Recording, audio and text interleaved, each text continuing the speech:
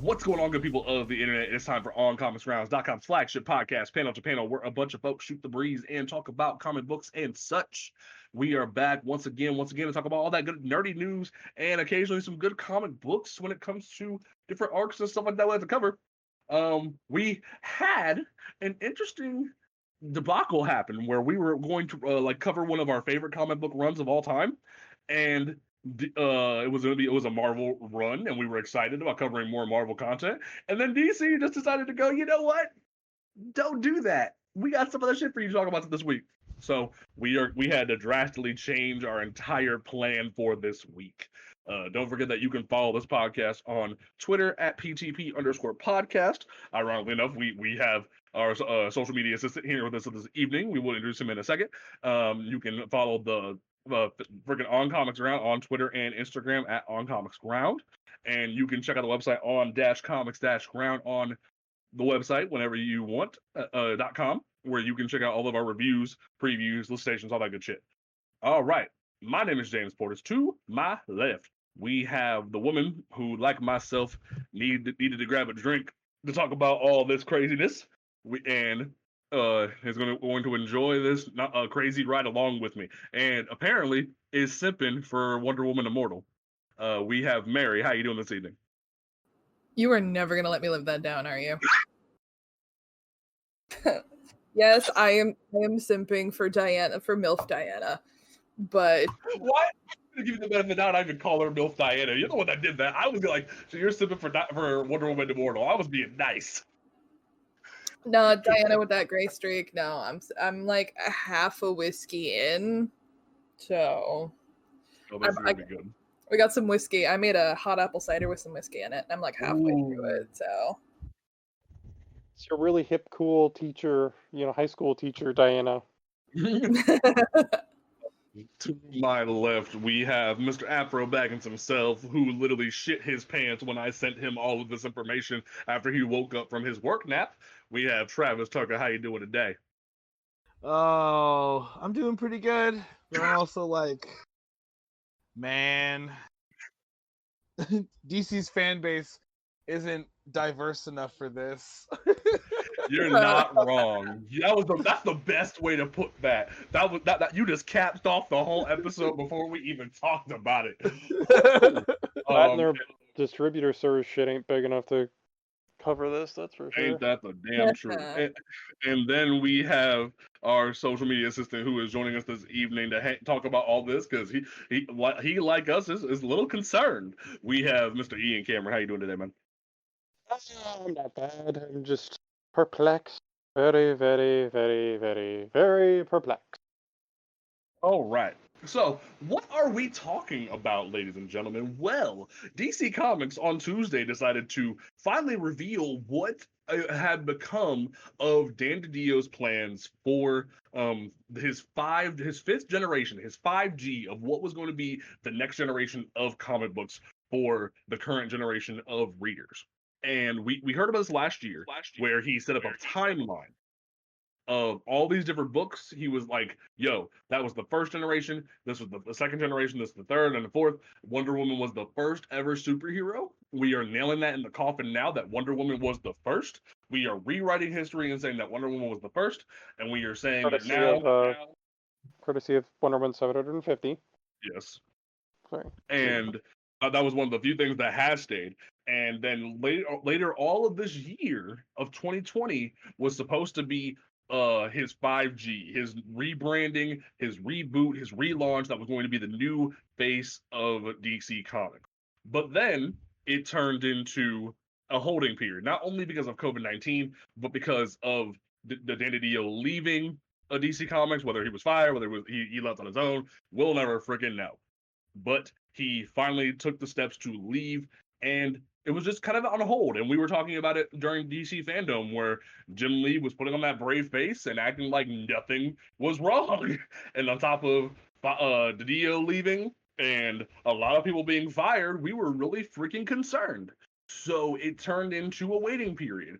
And then we about a week or two ago, we got a poster that said Future State. And we were like, what is this? Is this the resurrected 5G? Is this what is left? What was reworked? What is still there? We don't know. And then finally, on Tuesday, we got the reveal of what Future State is going to be. We found out during DC Fandom that John Ridley was still going to be writing the possible Black Batman story that takes place in the future. It was going to be during January and February. But now that we have found out that the 5G, the future state, whatever the hell you want to call it, is only going to be a 2-month event. And that Trash. Yeah, that concerns me for many reasons. Because as you look at the images, as you look at the big splash page, you see this like pile of diversity that DC fans have been asking for years and years. And then it's like, yo, you get that for 2 months. And the first thought we had was, is this convergence? That was It is. Damn, that was shade. that was the first thought, basically where is. it's like they have to rewrite all their plans for the future of DC. So here's this future story to shut y'all up for 2 months. And the headlines from everybody was saying things like, yo, we got a Black Batman, Jackson Hyde Calderon is going to be Aquaman, we have a South American Wonder Woman, we have like Jonathan Kent taking over as Superman, all this dope shit. And then it's like, yo, you get that for 2 months and then it's gone. And so before we go into like each book and figure out how each is going to be unraveled, we have the specific solicitations for each book.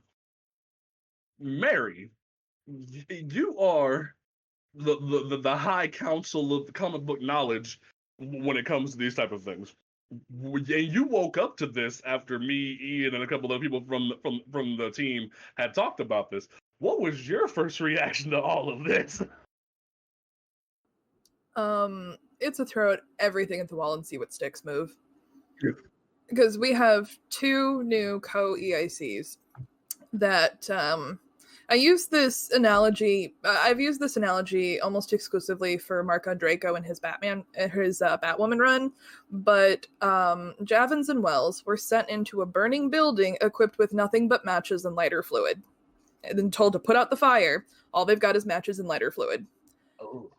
And after Didio and Harris and a bunch of the editorial department was let go in the Warner Brothers layoffs, they have a reduced staff and they have to clean up the last 10 to 15 years of the boys club mess at DC. So my big thing is that, first of all, this is a throw everything at the wall and see what sticks. They're going to do this. They're going to see what sold and how well certain things did, because they're going to look at sales and they're going to look at reviews. And then we're probably going to see another shift from there, because this is buying them time. And if some of these characters sell really, really well, I bet you money we're going to see them again.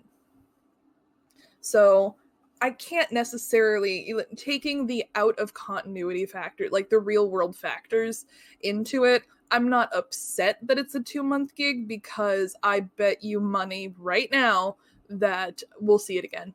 I think they're just trying to buy themselves some time, because reduced staff and they have to clean up this entire mess. And it's just the 2 of them. Well, obviously there's more, but the 2 of them have to try and figure this all out.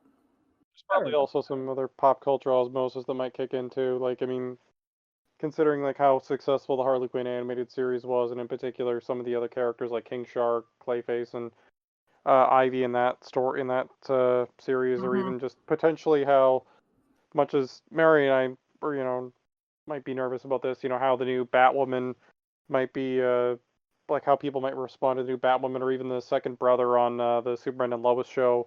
I could see them wanting to try and add those characters in potentially in a follow-up to this down the line. There's also just the fact that like multiple different titles of DC's biggest titles have wrapped up or are about to have their runs conclude.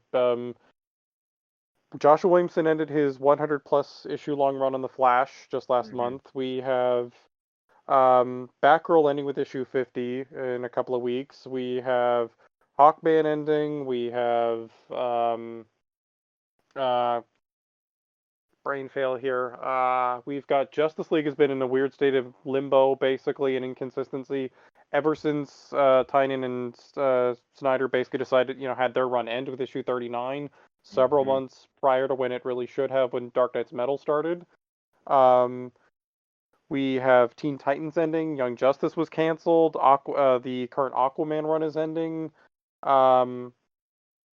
Basically, most of DC's main publishing line is wrapping up. Even the Green Lantern season 2 is ending shortly. That's another 12-issue run, and as far as I know, they're not doing a third season, quote unquote, of that. Yeah. So basically, most of DC's most of DC's entire line is going to be in a state of and even Bendis' Action Comics and Superman runs are now ending in December. So 99% of DC's biggest titles, we have no clue what the hell. Yeah, like we have no clue what the hell. Go ahead. Sorry. Okay. Just like prior to this, we had no clue what the hell was going to happen to any of them after that. So whether or not how much of Future State is pulled forward to those other books or not is up in the air. But I imagine that even just to have all those titles at least have new creators for at least a couple of months, beyond just the fill-in runs they've been doing with some of them, I imagine this stuff buys them a bit of time to do that in the same way that Convergence did when they were relocating their offices from New York to Burbank. Burbank, yeah. Go ahead, Mary. We're gonna see. I'm gonna bet money again that we're gonna see a title cut because AT&T is not interested in comic books. They want an IP farm. Yep. So I bet you money that, because something that stuck out to me was just how limited in scope Future State actually is. That it's not very big at all. So that leads me to believe that they're testing the waters a bit. I'm sure that there's some fancy ass corporate directive that they've got, but I think we're going to see a title cut down to a minimum number of titles. We're going to see an expansion of the graphic novels. Zoom and Ink aren't really a thing anymore, but I keep referring to them as such. We're going to see more of those because those numbers have been very, very good. Wasn't one or both of Wells or Jevin, wasn't one of them in charge of that or overseeing that? I believe so. I think it was Michelle Wells. Yeah, so I mean, like, I can certainly see more of similar stuff coming from that just because of the fact that she's in a position to do more of that. The thing that I see is that a lot of these are just wrapped into oversized comics. Like the label on the DC press release said oversized comics : this book is going to have these stories, this book's going to have these stories. And it feels like we're going to see a big shift, like Mary, we were talking about when DiDio left, was, and and you're correct, an IP farm, but also a collective version where you get a few books here for a few months and then we change them out. And we were just talking about this shit. I think Go ahead. Mary, go ahead. Yeah. I was going to say, I think my kind of balls to the wall projection here is that we might, and this is something that I've just been thinking about, I'm thinking we might see a page count increase, that instead of like the 20 to 22, I think they might bump it up a little bit and then raise cover price to kind of make up for, because slashing the line is going to leave a big hole in the deficit. It's going to leave a big deficit. Because if you go, these are purely hypothetical numbers, but if you go from like 30 titles to 15, that's, 15 titles of money that you're not going to have. So they have to make up that money somewhere. Try and have some of them be like bi-monthly. So I think we're going to see an interesting look, an interesting change in how it's distributed. I think we might see more of an expanse with digital. Milestone is clearly the release of Milestone back issues on Comixology. That is clearly an experimental move to see just how well digital's going to do.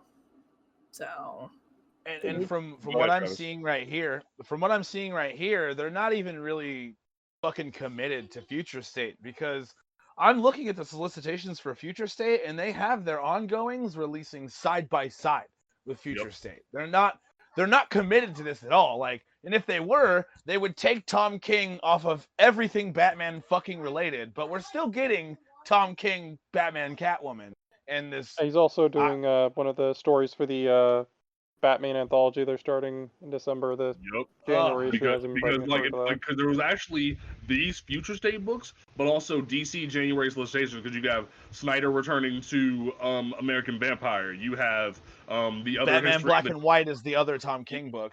Yep. You have the Batman animated adventures continuing. You have White Knight still continuing. Freaking Tom King's Batman and Catwoman tour is still going. The other history of the DC Universe having its second issue come out. Yep, you got freaking Tom Taylor's like zombie porn. I mean, Deceased still going, which I will say, Deceased is an amazing book. But if they were gonna relaunch, I'm surprised that Dead Planet and Deceased weren't made into a graphic novel and put out the door. Like, if you were going to put this whole event thing out there, you are really concerning a lot of people. You still have freaking Joker / Harley, Criminal Sanity, all these random Tom books. King writing fucking Rorschach for whatever reason they decided that was good. Well, you also have to look at contractual obligations too, because contracts were in place before DiDio was fired. Yeah, I mean that's why that's why they're still publishing the Batman's Grave, I'm sure. Yep, and you still have there's fuck, I forgot Amethyst was even a thing, and apparently that's just being shoved out the door in a 1-volume trade. Like, oh no, that was just that was limited series. Oh, it was limited series at the gate. Okay. Yeah. Okay. Yeah, it was just not to mention you have DC Vertigo being relegated to Black Label and only Black Label. Been dead for ages, so like that's depressing in its own damn right. Right. The thing is that DC's multiverse has always sold very well because people like the escape from the continuity. You can make a full universe of zombies or whatever the fuck you want to do. And the thing is that these books have been selling. These books have been selling really well. Deceased is selling fantastically in trade. But here's the problem. Graphic novels are irritating. Retailers hate them, bookstores hate them, and publishers hate them because you have to do all of the work at one time, and delays are very, very common. Whereas with a single issue release, you can get a fill-in writer, you can get a fill-in artist. With graphic novels, you can't do that.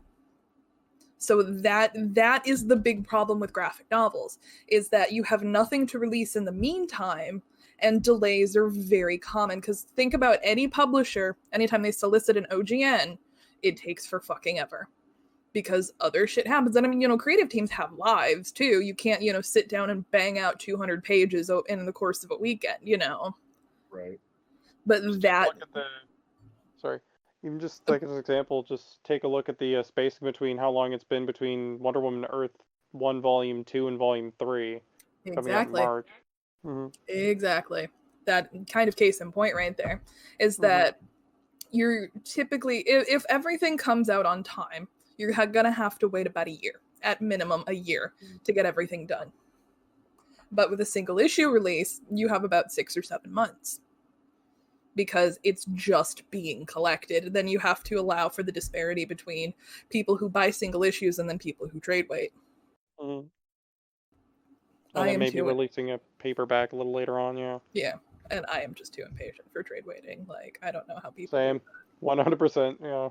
And so from here, we're faced with a situation where it's a waiting game. We don't know if these books are gonna either like catch on and they'll continue, or if they're gonna be like, cool, that was some Future's End type shit where like we're gonna visit that, but like you might see some of those characters later on, and that's concerning because you have some really good concepts here where you're taking the Young Justice idea of Calderon Jackson Hyde being Aquaman and then putting Arthur and Mara's daughter as Aquawoman later on. You have the idea of a South American Wonder Woman, but then still having Diana in the background doing legacy type shit. You have Jonathan becoming Superman, and then there's some weird stuff going on with Clark, but like on freaking War World, which I think that's just stupid. But we'll get to that in a second. And then there's like, oh, Luke Fox is gonna be Batman, but Bruce is still doing some underground shit, and it's just like, what? Bullshit. And it's honestly like, it's hard to put faith in something that the publisher themselves isn't even putting faith in.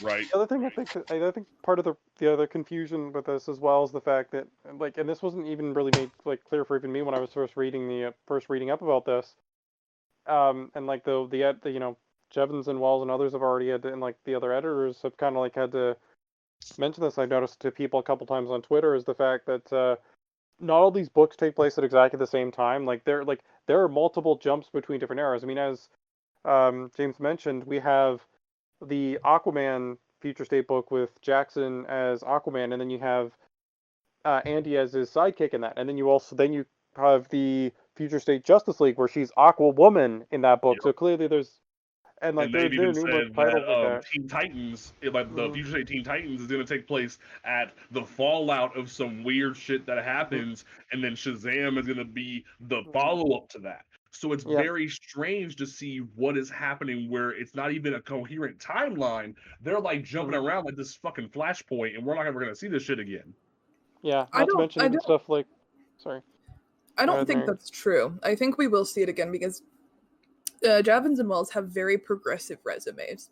Because I did a bunch of deep dives into just figuring out what I can. And they both have very progressive resumes. But, you know, I used to work comic book ordering and retail, so I tend to think like a retailer. They have to try and figure out what is going to sell because they have a progressive agenda, and you know, I think we all agree that that is a good thing. Yes.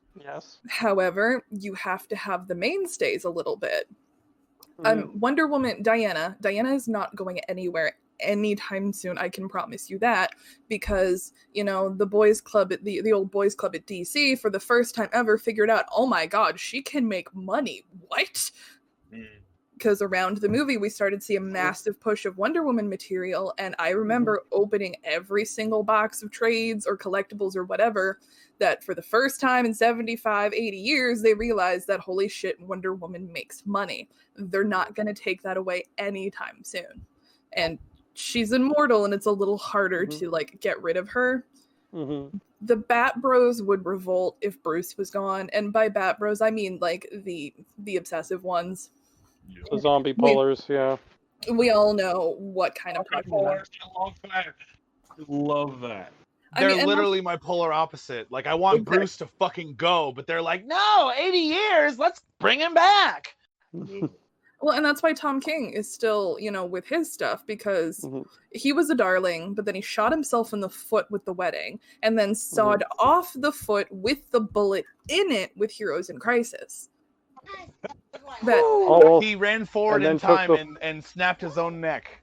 And like, I mean no disrespect to the man himself. He's clearly very talented, but a fuck up of that kind of proportion, that how universally panned Heroes in Crisis was, most writers get sidelined for that shit. I mean, Tom King, if you give him a character that, I'm going to be blunt here, nobody gives a shit about, like Mr. Miracle and Vision, he does very, very well. Very well. If you give him a book like Batman, I think he ended up collapsing under his own weight. He's still struggling with I'm Strange.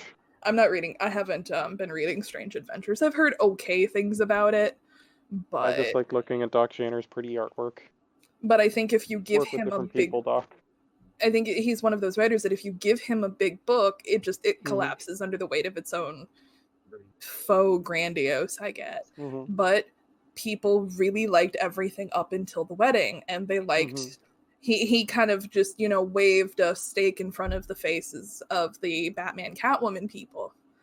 And so they want that Batman and Catwoman book. So that's going to sell. Motherfuckers got married for that shit. White Knight is selling very well. I mean, all hesitation about Sean Gordon Murphy aside. Am I thinking of the right person? Yeah. Mm-hmm. Okay. Sorry. Again, whiskey. This is whiskey brain. Funny thing, I saw him at his table was crowded, and I saw him at C2E2. He's actually a lot shorter than I would have imagined. There's nothing wrong with that. I just pictured someone taller. I'm wondering how tall his wife is. His wife, both... his wife wasn't at the table, but yeah, I know. I'm just wondering now, just out of curiosity. I mean, like, because like just to bring it up, like, yeah, you mentioned. I mean, his stuff is selling well enough that they're willing to give her something to co-write or whatever. But no. So from here, obviously, we are concerned. We are concerned that these aren't in one coherent timeline. They're jumping over the fucking place. There's no certainty of the longevity of these characters. And I was even talking before the show of the fact that a couple of like my fellow African American nerds were excited about this shit on Twitter and Facebook. And everyone's like, yay, diversity, hell yeah. And then the neckbeards are like, boo, they're going woke. We hate it. Burn it at the stake. It's just like freaking SJW Marvel all over again. Tokenism, YouTube algorithm bullshit. Yeah, and I just, first of all, neckbeards, fuck off. Y'all know what show this is. We don't care. Second of all, BIPOC, LGBT folk, women, we love you. Come here. Let me holler at you for a minute. This shit ain't gonna stay around if you don't buy it. Fucking buy it. Please, and that's on God. period.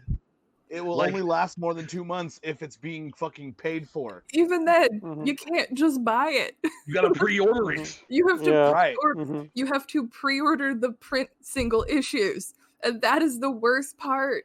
I have some very dear friends that pre-order shit on Comixology, and one of them came to me in my Twitter DMs, and they're like, "Is this doing anything?" And I had to look at her virtually in the face, if you had to look at her in the face and say, no, it's not doing a thing. Admittedly, we don't really know how much digital numbers play into it because Amazon doesn't release those numbers. Yep. Because Amazon. Oh, by the way, Comixology is owned by Amazon. But the numbers that the publishers go by are the retailer pre-order numbers. It doesn't matter. Like, the publishers don't care if you buy the book. They don't. They care if the shops order it. And once the shop has the book, certain publishers, Marvel especially, don't really care if you buy it. They just want the pre-order money. And that's why Marvel... a shit ton of variant of covers that publishers do. Yeah, and that's why sometimes publishers will cancel book and pre-orders because the pre-order sales aren't high enough.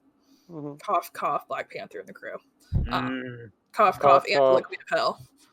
Cough, cough, Manhunter. Yeah. Manhunter miniseries. I'm so angry that got canceled. Same. But, no, I am laughing at Leviathan Checkmate did, though. Right. But to use Bendis' own words from his own Ultimate Spider-Man run, sayonara sailor. But if this is an initiative that you want to support, find your local comic book shop, walk in, say, hey, I want to pre-order an insert number of Future State books. They'll say, okay, cool. They'll order it, go in and pick it up. Or there are online retailers. There's Midtown Comics. There's DCBS. I think mycomicshop.com does pre-orders. I'm not sure. But unknowncomics.com, I think they do pre-orders. So there are tons of websites that you can, choose to pre-order from. And oftentimes, I know Midtown and DCBS, because, I used to work at DCBS, but they offer like 30 to 40% off cover price. So if this is an initiative you want to support, you have to do those things. And also assuming you like, and you like and you can swing for it, consider maybe buying the B covers as well, just because that is an added sale for the books. I know it's buying into the variant cover gimmick bullshit, which is ultimately harmful to the industry, but DC just does A and given an issue. DC just usually does A and B cover. It's Marvel that's shit about the variants. Except for lately. DC's been doing a lot more of the high order.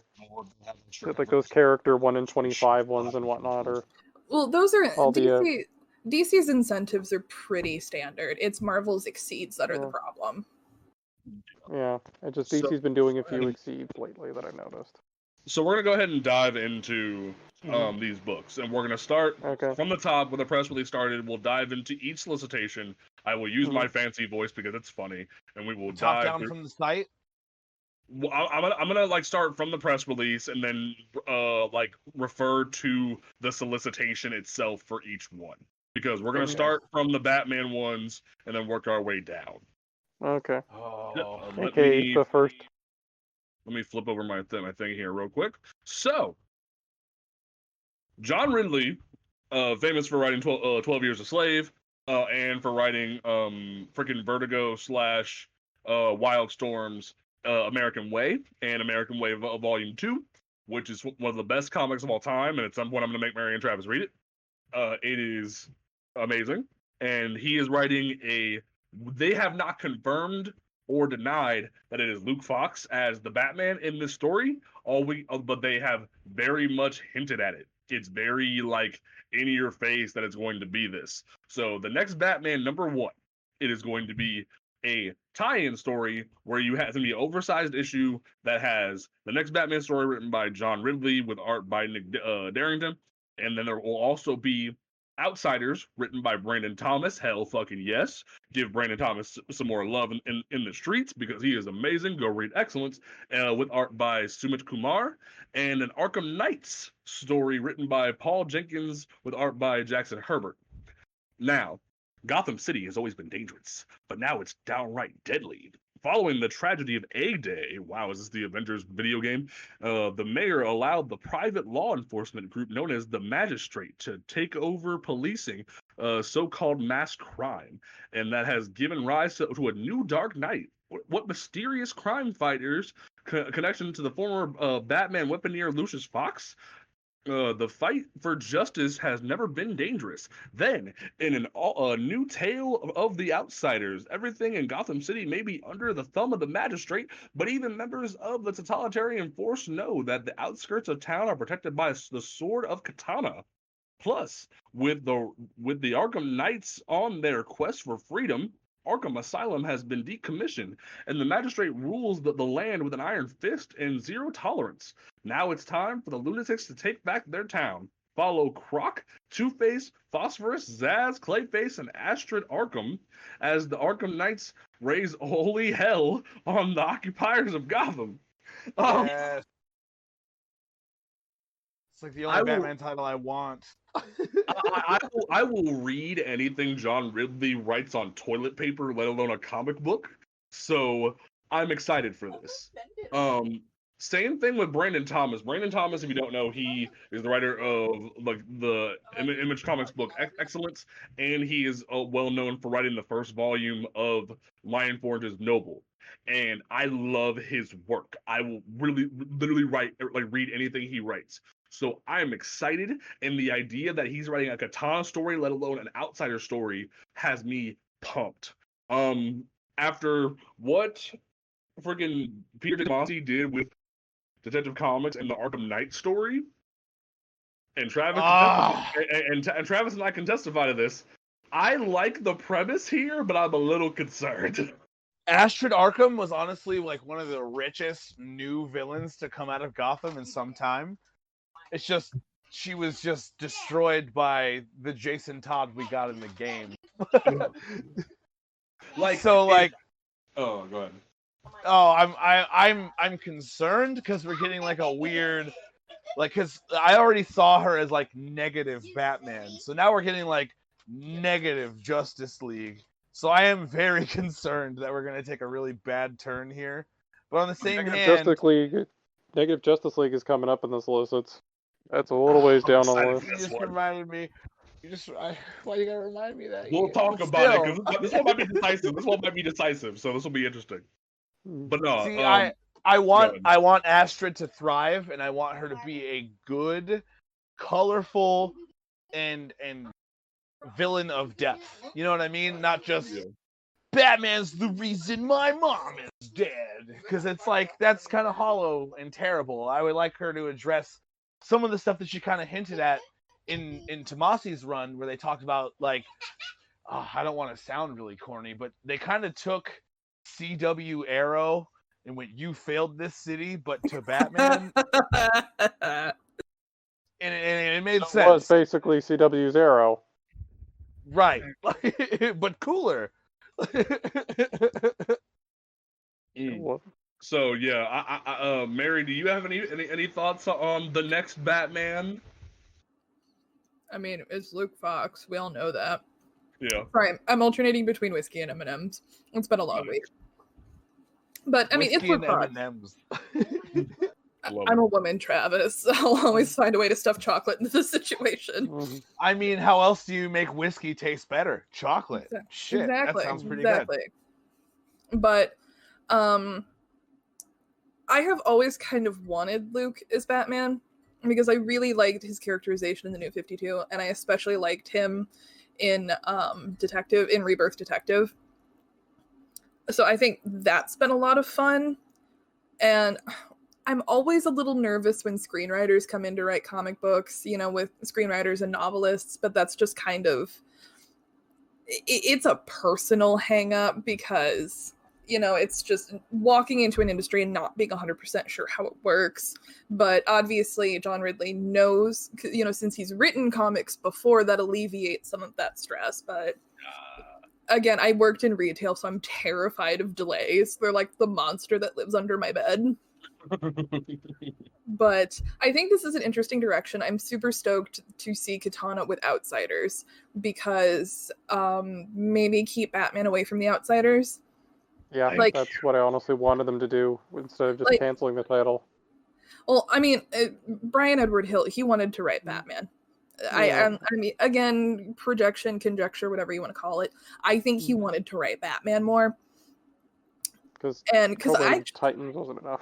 Yeah, well, I actually dropped Batman in the Outsiders for a long time. And then somebody's like, hey, Lady Shiva's in this. And I'm like, God fucking damn it. So then I had to go back and buy all the Lady Shiva issues. But he does a really good job with her character, actually. Oh my God, it was so good. But I'm excited for Outsiders. I kind of like the villain team up idea, but that's one of it's a gimmick. So we'll see if the gimmick works out or not. Yeah. So from there, Ian, do you have any opinions on this entire situation before we move on? I mean, the initial premise is kind of cool. I don't really have any particularly strong or negative feelings towards Luke as a character, although I'm still kind of wondering if they might pull a bait and switch and have it be his very angry brother that they keep hinting at in all the stories they've been putting out lately that are very clearly future state foreshadowing stories to the point where they even had Ridley writing them.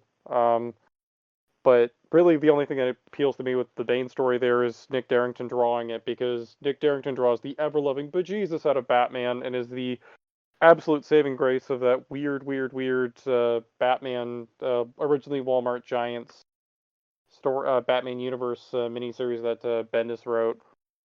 So like that I do like. I love Darrington drawing Batman. That's absolutely very smart on their part. The Outsider story definitely sounds kind of fun, and again, I'm 100% in regards to Katana. I'm very curious to see whom the other Outsiders might be, whether it'll be something resembling the current roster, or whether they'll have like Metamorpho in there, or Grace Choi, or or Halo, or whoever like that. I'm kind of curious about a little bit. And then the last story, like I'm very, very, very uneasy when it comes to villain team ups, because I mean one of my all-time favorite comic series is Secret Six, so Ian, I had no idea. Bar. Yeah, I know.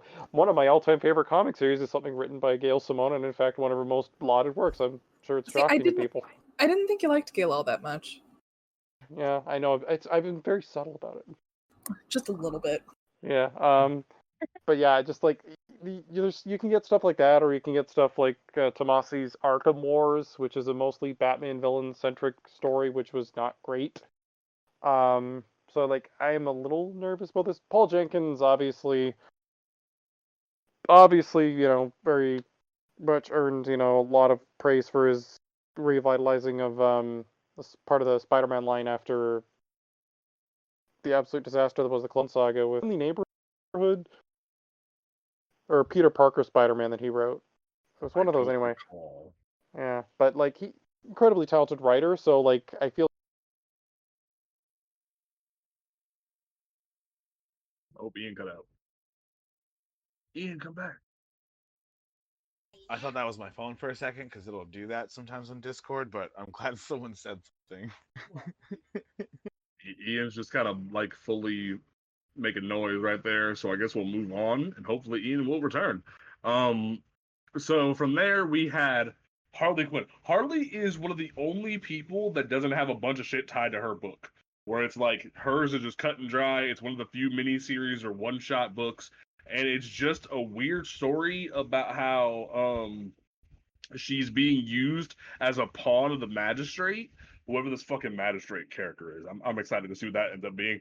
And now she has to work with the Black Mask Gang and the Scarecrow and all this other nonsense.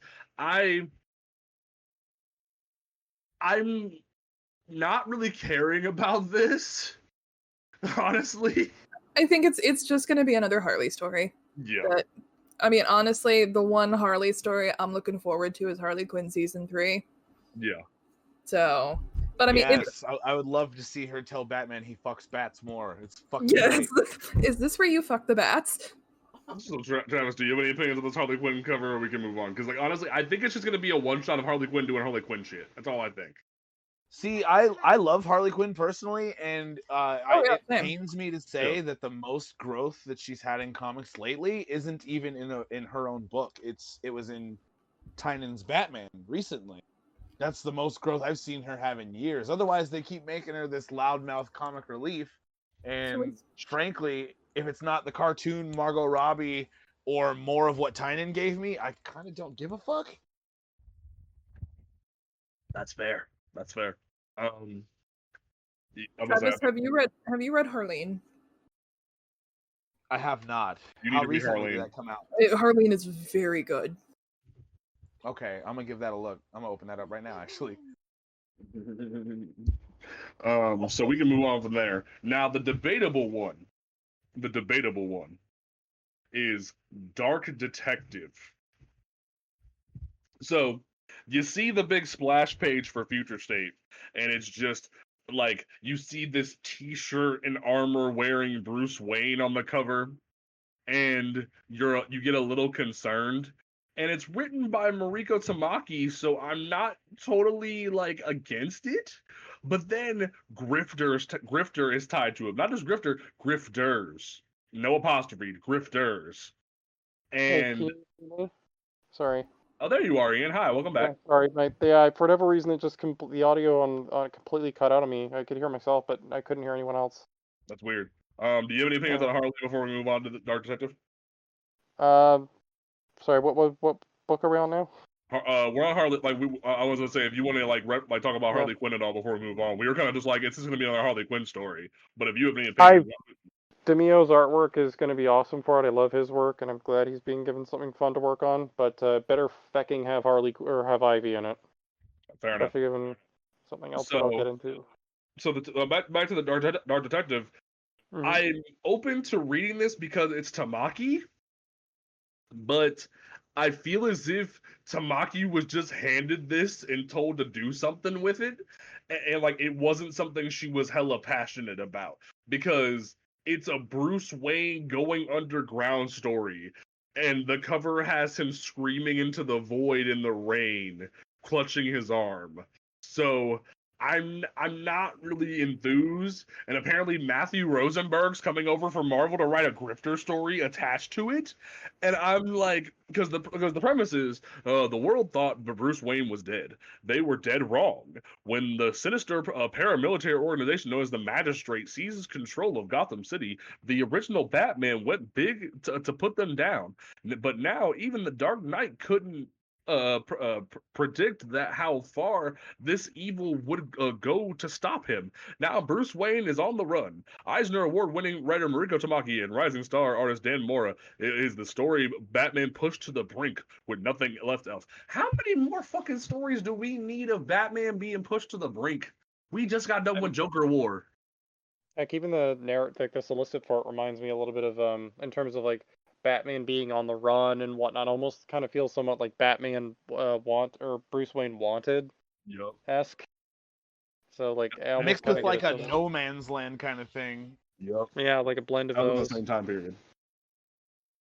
And like, and also in this issue, Grifter is back. Cole Cash is having a bad day, and that's not going to improve. But when the detectives of the GCPD show up, will a chance meeting with Luke Fox change his luck, or is his bad day about to get a lot worse? Also, who the fuck wrote this? I'm sorry. This sounds so cheesy.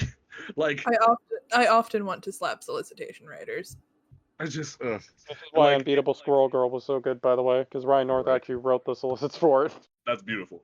So it's just like, I as much as I love Mariko Tamaki, I feel like someone just handed Tamaki a blank check and told her to write this shit, because this doesn't feel like something she's passionate about. Like, She-Hulk may have dipped off in the end, but I still enjoyed her writing on She-Hulk, and like her Harley book that was a young adult book was fucking amazing. So I will read Tamaki's stuff, but this doesn't feel like Tamaki's heart's in this, if that makes sense. Like, does that, like, am I wrong in saying that? No, I think, and first of all, the cover is hilarious because Bruce is like, "Oh my god, why did they put me in sleeves?" Because look at it and think about the short sleeves. Bruce is crying because he's wearing short sleeves. The conspiratorial side of me is honestly wondering if this is a Batman test run for her. That if they might be interested in putting her on a main title at some point. Which I don't know if a woman has ever written the central Batman title for an extended period of time. I don't think so. So I mean, that is a shift I could see them making in this new, under this new era of DC, if you will. But because it is a strange fit. It is a very strange fit. But I'm wondering maybe if it's a test run. Interesting. I need to check something really quickly. I mean, it could do a lot of good for Bruce. It could bring a dynamic to Bruce that he's never had. If that makes any sense? Oh yeah. He's always written to be the 5 o'clock shadow. I'm the goddamn Batman, man's man. You know. Also, as the Bat God most recently, so which this absolutely is not. God. So like, I don't know if y'all really have any opinions on this other than the conspiracy aspect of it. It's like, if it wasn't Tamaki, I wouldn't care, because that's where I'm at too. Is that if it wasn't Tamaki, I don't think I'd be spending money on this. But since it is Tamaki, and she's consistently delivered solid, very good work, so I'm willing to give it a shot. Because I'm probably just gonna walk into the comic book store and go, "Hey, just order the whole slate. Just order it all." Yeah, same. That's what I'm gonna do. Travis, like, I know you don't have like a deep knowledge of Tamaki, but like, based on the premise, do you really give a shit? Hard no. Hard no. Listen, you're the diehard Batman fan, so I had to get your take on that. I mean, I will say the variant cover by like is this the John Paul Leon one? I think so, yeah. Like, it looks kind of edgy, but like, I don't give a fuck about Bruce being underground. I don't. The way I see it is that so far in my entirety of Batman fandom, only Tom King has made me actually put down the fucking book. So I'll read anything. Like, okay, fair enough. You even struggled your way through All-Star Batman and Robin. You did. I did. Okay, so the next one on the list is Robin Eternal, which is literally just going to be apparently a story about Tim Drake being underground trying to fight against the Magistrate, and like him and Stephanie trying to hijack a sky convoy and shit. And that sounds like a dope-ass premise, but like, I don't know. And apparently it's being written by Megan Fitzmartin, who has history writing for Supernatural and for DC Superhero Girls. So yay, she's getting a shot at some big shit. But as much of a diehard Tim Drake fan I am, I have to get it out of obligation. But I don't know if I care. It honestly feels like a backup story that's been blown up to a main feature. Also, the fact that it's Stephanie is spoiler in that, despite the fact that we have the fact that Stephanie is breathing in it. Not what I was gonna say, Mary, but I knew that was how you were gonna respond. I will not have Stephanie in this house. Come on, Mary, don't spoil James's fun. Oh god.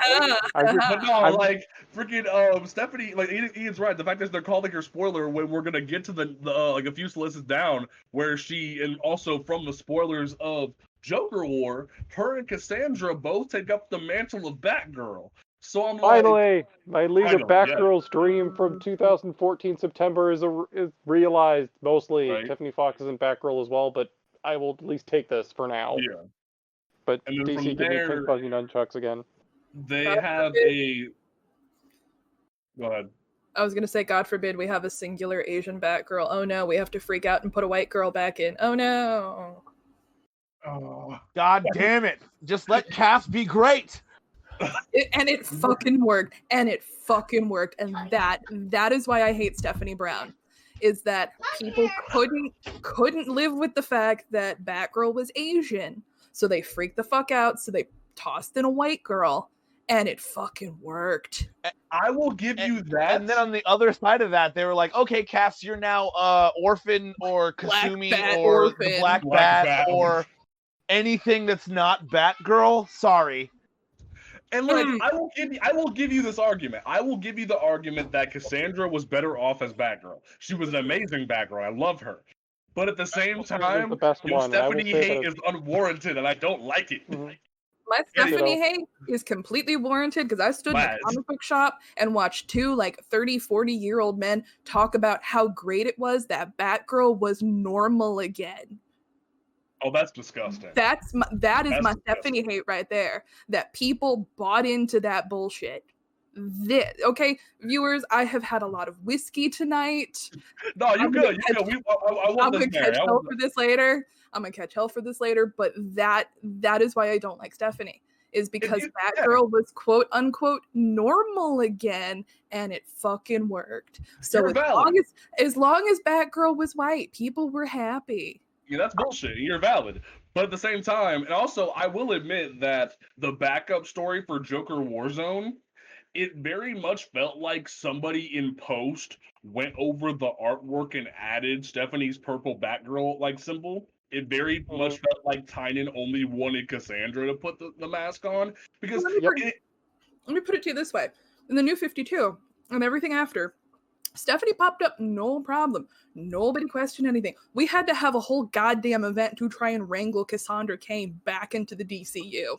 well, it's because They did the same thing with Stephanie. That was Batman. That was Yeah, the first Batman That was Weekly Batman Eternal. series. That was the longer one. After the fucking villain to explain Stephanie being back in the damn picture.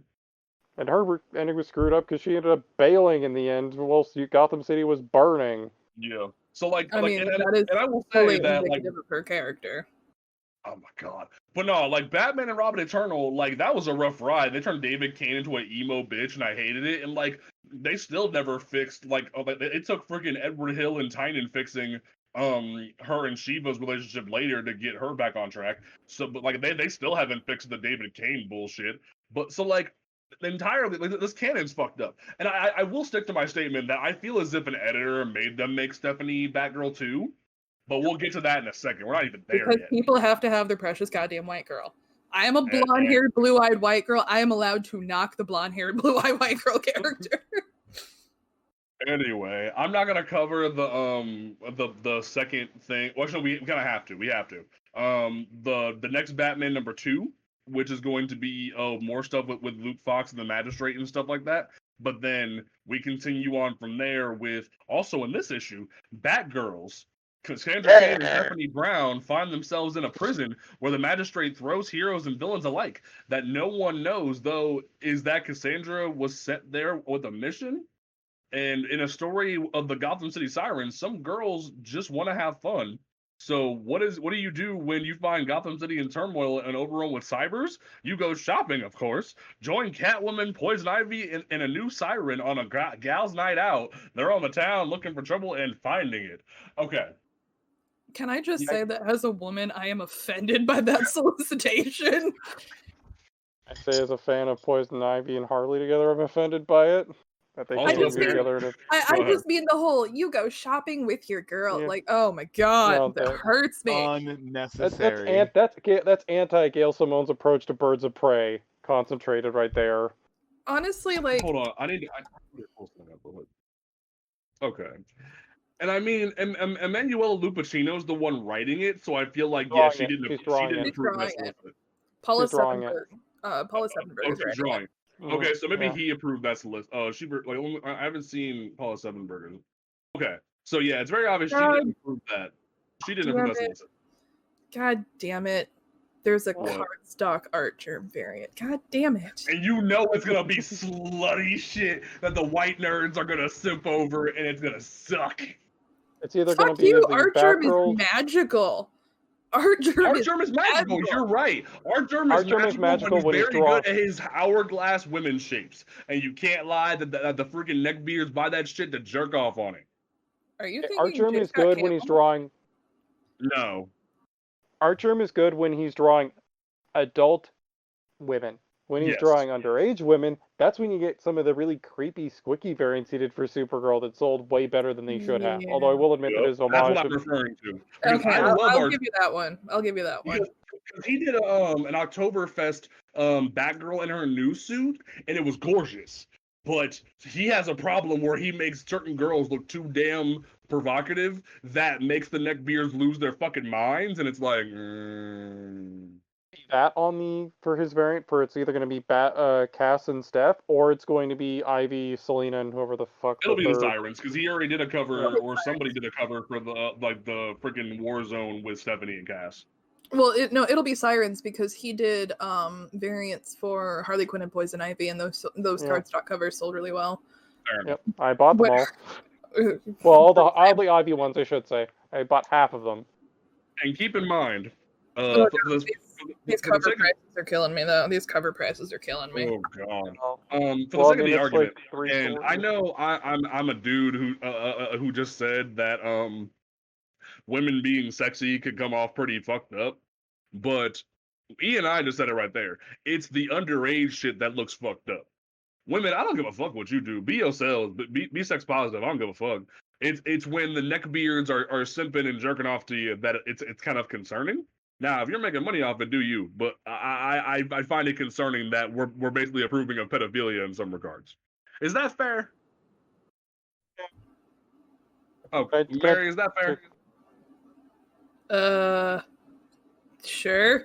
Okay. Sorry, it was like my headphones crapped out, so I'm just gonna. I didn't hear what you said, but sure. I know there's the dumbass argument that the comics gators like to throw out there that like, oh, what's wrong with women being sexy, and I wanted to avoid that. So I was like, let's go with women can be sexy, but I don't want to have a whole argument about like, yo, little girls can look provocative on some stupid shit. Right, and on top of that, another good side note of that is Jim Lee drawing assless Vicky Vale. That doesn't oh my god, I am offended on multiple levels. See, okay, yeah, I wanted to make sure we were all on the same page because I didn't want to sound like a dumbass for being like fuck you Comicsgate, but also hey, like no. Like I said, my headphones just took a shit. Okay, cool. Well, like in direct reference to this like Birds of Prey cover right here, like why does Huntress look like a child? Yep. So, in regards to the Batgirl story, it especially because they focus on Cassandra in the solicit, it goes back to my theory that the Stephanie being Batgirl was kind of penciled in later. I think it was clearly a late edition. Yeah. Probably. Because and I think a lot of it ties back because there has been a huge call to make Cassandra Batgirl again. But at the same time, and this isn't going to turn into a Stephanie rage. I had to have that moment because yes, I am still bothered by it. But it seems like for every Cass fan, there's like 4 Steph fans. And I think, there is a call to make her Batgirl again, especially since Batman and the Outsiders was kind of setting it up. That but at the same time, unfortunately, as a way to kind of course correct the oh shit, maybe we shouldn't have booted the POC character for the white girl, so hang on. Let's make them besties. So I think at this point in time you can't do one without the other. So I'm wondering if Steph's Batgirl title was also a late edition. Probably. Although for myself, as I briefly mentioned earlier, one of my absolute all-time favorite one-shots of any comic ever is Batgirl Future's End #1, from one of the last times DC did an event almost very similar to this. which basically had the premise of Cassandra Cain, Stephanie Brown, and also a third character, Tiffany Fox, all being Batgirls together, and I absolutely loved it to pieces, and ever since that comic came out, that's honestly what I felt DC should do, because whether you fall into Stephanie Brown is your favorite Batgirl, whether you fall into the camp of Cass Cain being your favorite Batgirl, I feel like ultimately the best way to appease the biggest demographic possible and get the most monies possible is to go, hey, why not just have them both be Batgirl? Because frankly, it's not a mantle I think should only be limited to one character. 50 Robins. Why can't we have multiple Batgirls? Damn it! Exactly. So like, that story has me very, very excited and happy for that. And also, it's like, it's just like, to me, it's one of those things of, yo, we've been having this battle for so long, and Tynan tried to set it up back in the day, and y'all didn't listen. And like where he was trying to repair the multiverse and put us back to pre-New 52, where they both knew they were Batgirl at one point or another. So it's like, it was already set up. Why did it have to be a late edition? Why wasn't it just the plan from jump? That's what concerns me. Like, it baffles me in the concept of we can't have more than one Batgirl. And Ian said it right there. There's Cass fans and there is Stephanie fans. But I think we've all gotten to a point where nobody wants to be a Barbara fan because they're sick of her being Batgirl. I think a lot of they it, better fucking keep her Oracle, honestly. Yeah. Like, if they take her off of the Oracle mantle, I'm gonna have a problem. Oh no, she's either Batgirl or Oracle. It's one or the other. She's never not gonna be either. But I think a lot of it boils down to optics, because it looks, because again, I have done this on the show before. I break things down into just pure optics. That how is this going to look to the public? I think it looks better optic-wise to have the person of color as the sole holder of the mantle. But you have to have both to appease the fan base. But at the same time, a lot of people are going to see this as like a lot of, comic readers that may not be familiar with either or character. It's like, oh, so you're telling me that, this POC character can't be the one. You have to have the other one with it. Well, why can't it just be Cassandra's Batgirl? So I think optically it becomes a bit of a problem. True. That's also probably, that could also be the other reason for like the wording of the solicit is specifically putting more focus on Cass. It feels like in general, your character, especially even just within titles, like before all this, like between like with how little Stephanie's had to do in Young Justice in comparison to how large a role Cass had in Batman and the Outsiders, like DC clearly in general is pushing Cass more. So I think like they're probably going to try and mitigate that a little bit, possibly with this, where at the very least if they're both Batgirl, that Stephanie, that Cass is the main Batgirl that has the main focus in the narrative, and then like Stephanie's more of a sidekick Batgirl sort of thing. # waffles for Steph. Mary's gonna smash something now. No, because here's the thing. And Mary and I and Travis and I have this debate all the fucking time on the show. That I agree, Cassandra was treated horribly. Yes. But at the same time, I grew up in an era where Tim Drake was Robin, and I love Stephanie Brown for her story and her arc that she went through overcoming her father's bullshit, and her story of trying to defend Gotham at the worst of times. I love that story. I wasn't the biggest fan of her being Batgirl, but I accepted her as Batgirl.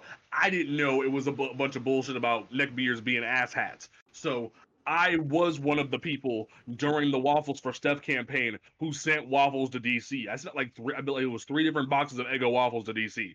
I was a part of that. So Stephanie is part of my heart. So it's why when we have these debates, it's like, yo, you're valid. I'm with you because Cassandra is a fucking beast. But I want Stephanie to be here too. And that's what the constant debate is with us.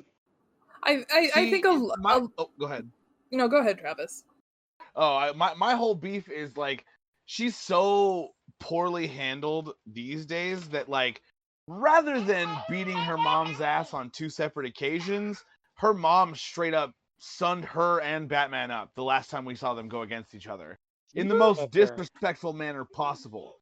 So, like, don't get me wrong, I love Cass, and I can probably warm up to Stephanie if Cass got some actual love and not a canceled title from, Batman and the Minority Group. Like, or sorry, Black Lightning and Batman's Minority Children. I'm gonna go to hell for laughing at that. But it's not like, okay, let's look at the straight. We made that joke before and we cut it, but I'm gonna be real with you. Brian Edward Hill, you are always welcome on the show, and I respect your writing. I love your stuff, but that is what that book freaking was. It was Batman and the minorities, and it was very obvious, and Mary said it. You wanted to write a Batman book, but you brought along the kids, and you brought along two of the original outsiders, but Snyder literally set it up for you in metal, where it was Black Lightning, Katana, Halo, and Batman, like the original Outsiders, and Geoforce, like the original Outsiders was. And you said, nope, Batman, the two minority kids, Katana, and Black Lightning. And it was like... I imagine Signal probably was only in there as well, because editorial's like, oh, we got to put Signal in something. Exactly.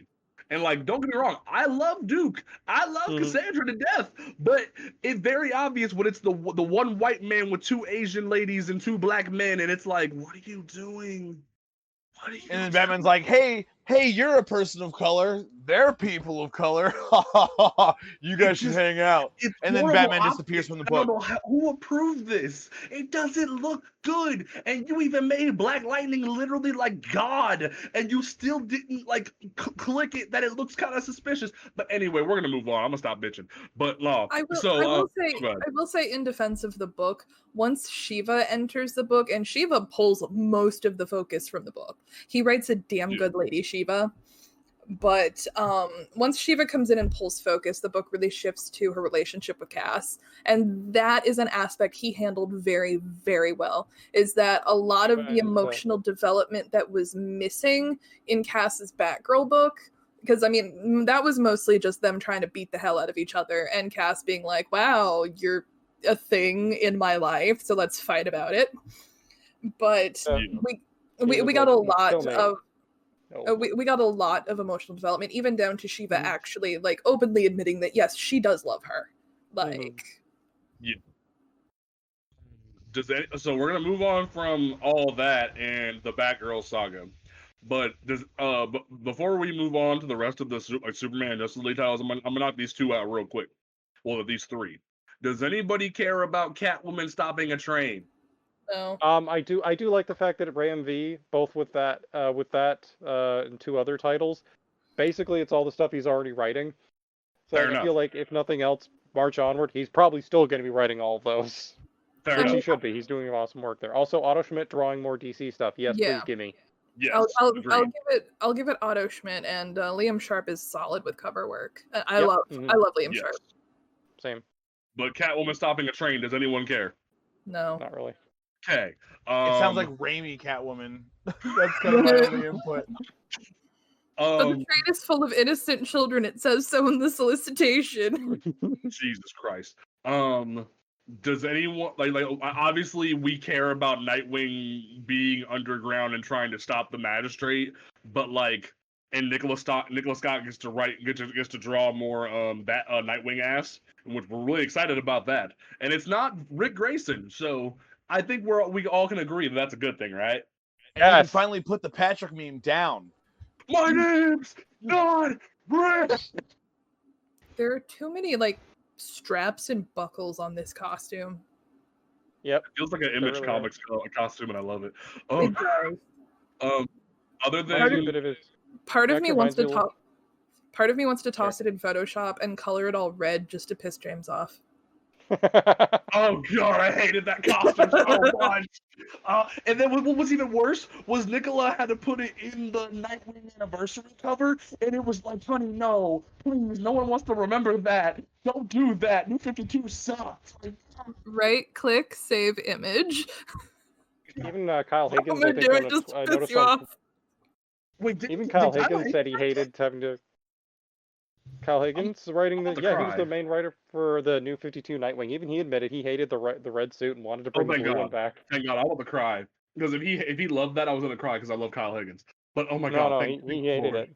Okay, so other than Jean Lumiere writing another DC book, does anyone care about Clark and Bruce stopping the magistrate in the early days of the overthrow?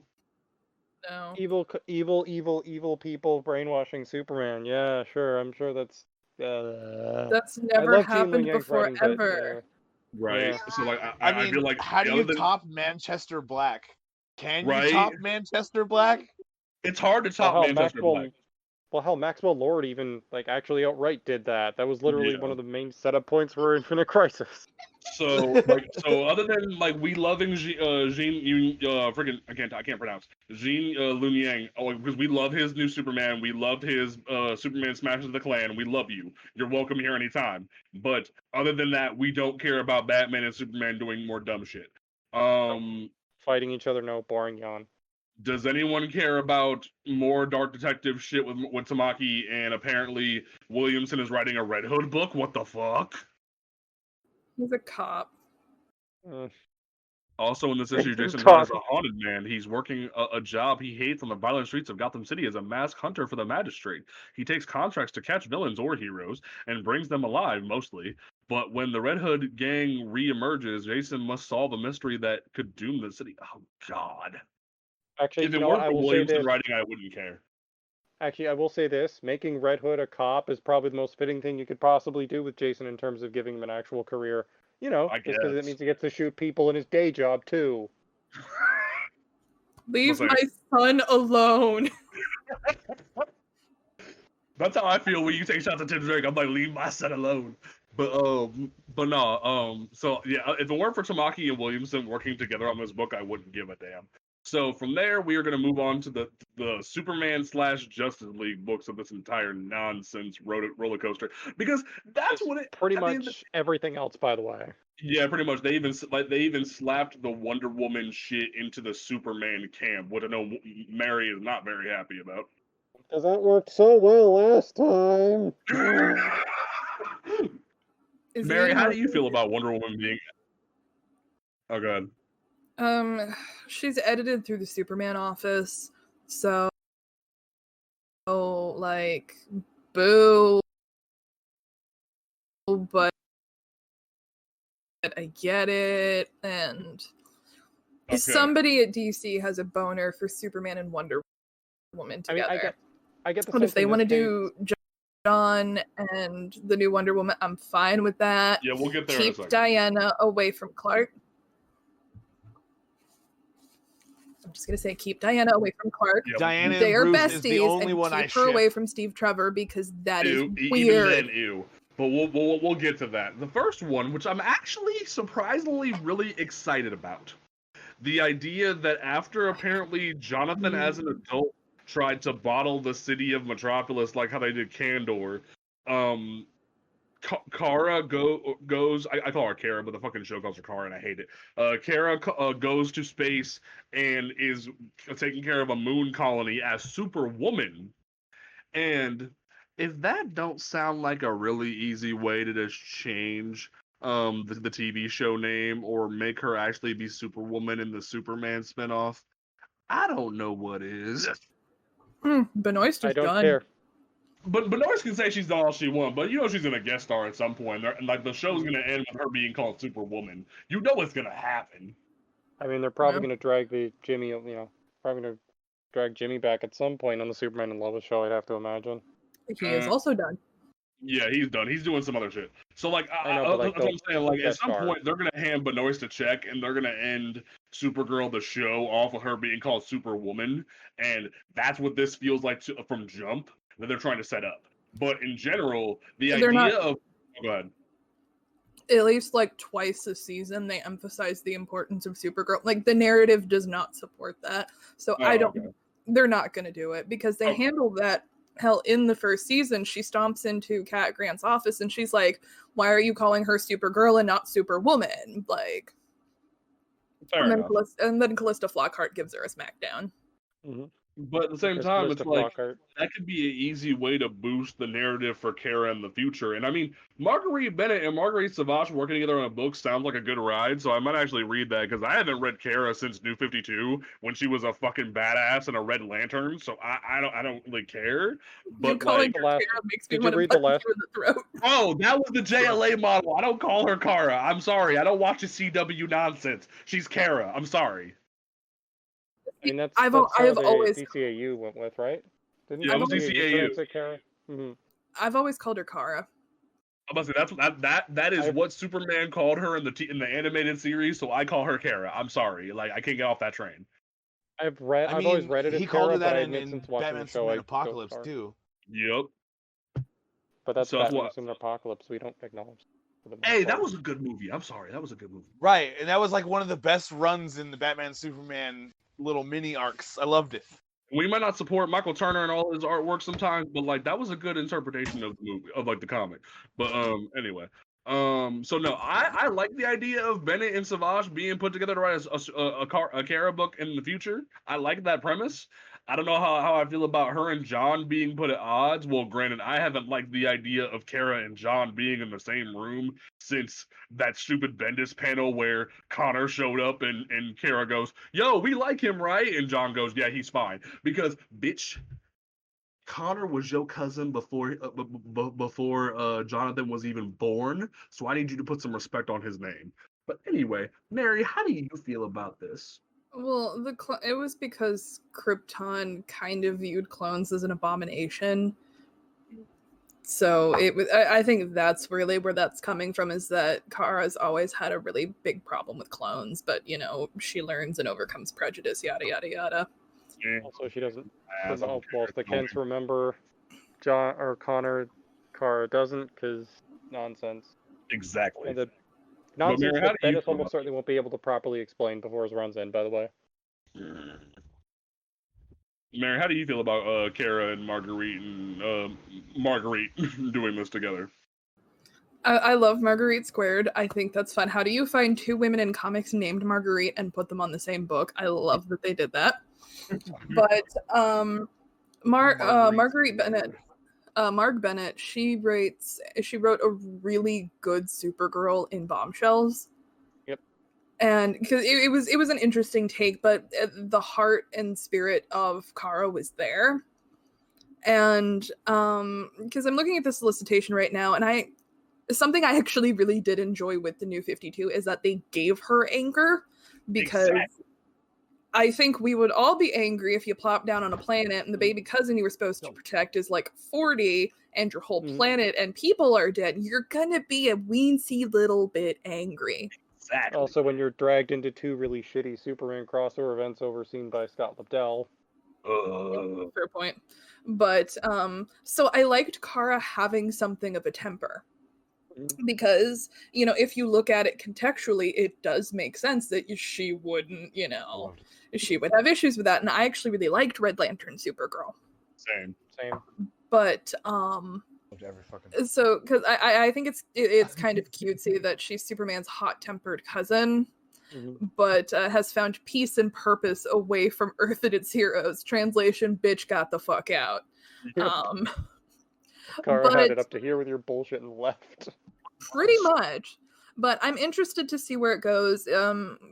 With Marguerite Bennett, I have my reservations with her Batwoman run, but I do typically just kind of tend to throw money at her. So this is going to be another instance where Mary's just going to open Victoria's wallet and throw money at her. Which Victoria's very happy about. Yeah, no, she's not. She's not happy about this. I'm pretty much in the same boat with this, where I'm one of maybe 30 people at most who actually read all of Animosity over at Aftershock, because I enjoy Marguerite Bennett's writing so much. See, I actually really liked Animosity. I did too. Yeah, I loved it. No one was reading it, which broke my heart. No one was enjoying it in reviews, but I was like, this. I mean, nobody reading it is a bit of an Aftershock problem. Yeah. Mm-hmm. Because their readership dropped when they said, hey, we're not going to take independent submissions. We only want to take people who have Big 2 work. And then readership dropped. Yep. But no, Travis, I know you're not the biggest Supergirl fan, but I want to get your feedback on this before we move on. How do you feel about, John and Kara being at odds? I'm kind of excited, to be honest, because you have Clark's literal legacy, and then you have Kara, who's worked alongside Clark for so long. So it opens up a pretty interesting dynamic.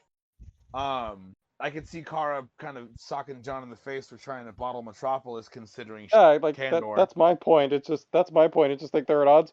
No shit, they're at odds. John thought, yeah, sure, let's I'm sure it's a dire situation, but John thought, yeah, sure, let's stick Metropolis in a fucking bottle after Kara spent years having to, with Candor being bottled, no shit, she's not going to take kindly to that and think it's kind of stupid. Right. She'll immediately be like, "That's dumb," and then I'm strong enough to punch you in the face for it. So I'm Exactly. excited to see that dynamic. Also, Because she could absolutely whoop John's ass. Yep. Yeah. Also, the other thing one other thing I want to note with Marguerite Bennett writing, I always like she pretty much infuses gay into so much of her writing, so I'm looking forward to that So inevitably much. coming across the page Oh my god. with Oh Kara. my god, so much. She even made Trini come across as being gay with Kimberly So in a good. Mighty Morphin Power Rangers short story she wrote. I mean, Like, if you wait, want, We're gonna fix it and make it so Jason and Trini were a thing, and I was like, gross, no, please God, no. I'm just saying that I feel like Marguerite Bennett is the thing that the neckbeards are afraid of. They're just gonna shove the gay in our face. Marguerite Bennett is like, challenge accepted. Yeah, right. pretty Is much. this enough gay in your face? Do you need more gay in your face? I have more gay to put in your face. Oh no, Plus, like, Travis, you don't understand. I actually You tallied don't read out. Bombshell. I tallied out the Bombshell characters. There are more queer characters than straight characters in Bombshells. I mean, and we're talking You like need to go read we're talking 30 plus characters. It is hysterical. That is absolutely something Yeah. that someone should cover for some sort of podcast. I feel like that is actually on the list of what I was gonna make like Travis read at some point was Bombshells, like because it's so iconic that we need to cover it at some point. Do you want 6-part series. do you want a Soviet Supergirl to make out with teenage Lois Lane? Because that's what happens. I mean, you probably could have saved the teenage part of the Lois Lane. That'll be But- true. Well, no, they're both Separate.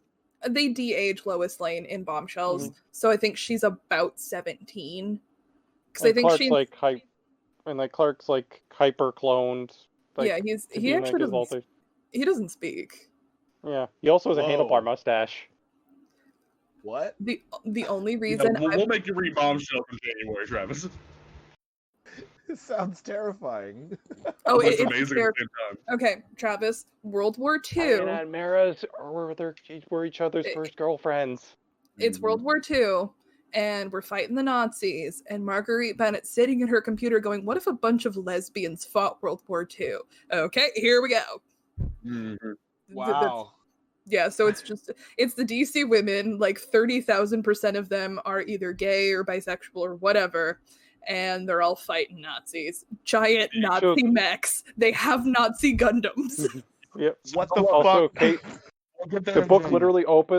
literally opens with Kate basically showing up and stopping Joe Chill from killing Thomas and Martha Wayne.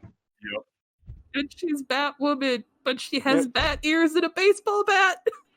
So Lawrence. So yeah, we'll definitely get to that in January. We already have no Okay. plans for this. We need to keep going. We need to keep going. Yeah.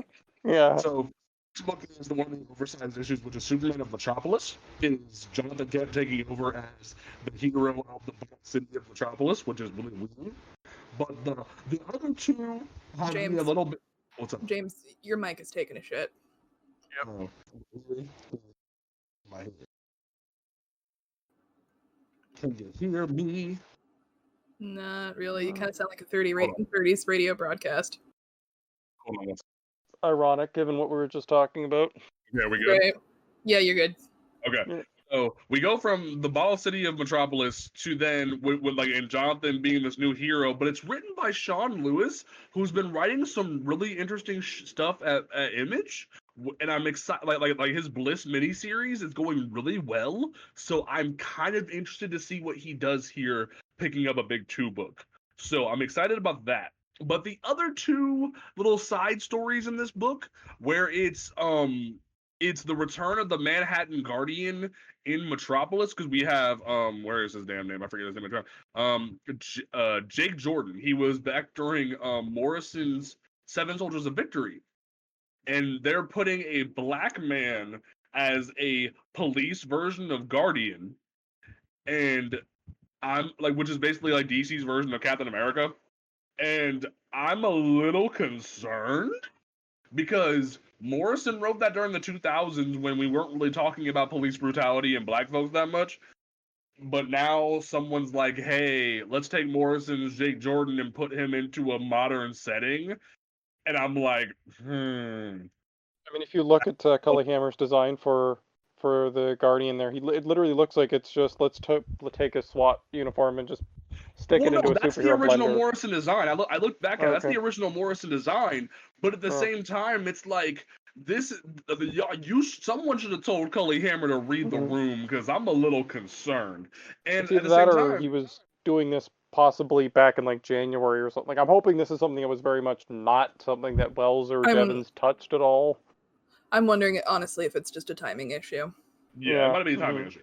But no, like with the Ruka's story in Detective Comics 1027. Yeah. And on top of that, you have Shiloh Norman, Mr. Miracle, who was also in Seven Soldiers of Victory by Grant Morrison. It feels as if someone just kind of opened the Morrison handbook and was like, hey, who's a legacy character that we can pull from? And those two are enough related to Superman, they wanted to pull them back. And Shiloh Norman's cool. I have no beef with Shiloh Norman, because it's like, hey, he has to escape from the bottled city. That's kind of dope. But the idea that you're going to bring Manhattan Guardian back, I'm a little concerned. Go ahead. No, Travis, go ahead. Travis, how do you feel about this? Because I know you never heard of Jay Jordan or Manhattan Guardian, but the idea of a black man police SWAT uniform Guardian-ish outfit, how do you feel about that with today's optics? Because I'm a little concerned. Black Guardian? Okay, I saw this, and here's my question. That's the dude from where was Superboy created at? Young Justice. Yeah. But he was never associated with Young Justice in like Cadmus, other than like the same Guardian was cloned like 50,000 times in the comics. That way he can continue to be just Captain America in the DC universe. Yeah, basically it was part of Robinson's partial setup for Superman New Krypton. Like the whole him being like Guardian working with the cops was also something he did in that. Yeah. Okay, I think because I was looking at the January solicitations and I saw that they're putting him with Bumblebee. Yeah, because there's been 3 different people who have been associated with the title of Guardian. It's been the original Guardian, who was related to Roy Harper. There with Jim Harper. There is Mal Duncan, who was either Guardian or he was Herald / Hornblower, where he had a magical trumpet that could open portals and shit, which is like, you've seen that from the Teen Titans TV show and from Young Justice, that he's tied to Karen. They were the first black characters ever introduced in Teen Titans, like in the comics, back in like the 70s and 80s. But then later on, you had Jake Jordan, written by Grant Morrison, who was associated with the police and also being Metropolis's Guardian.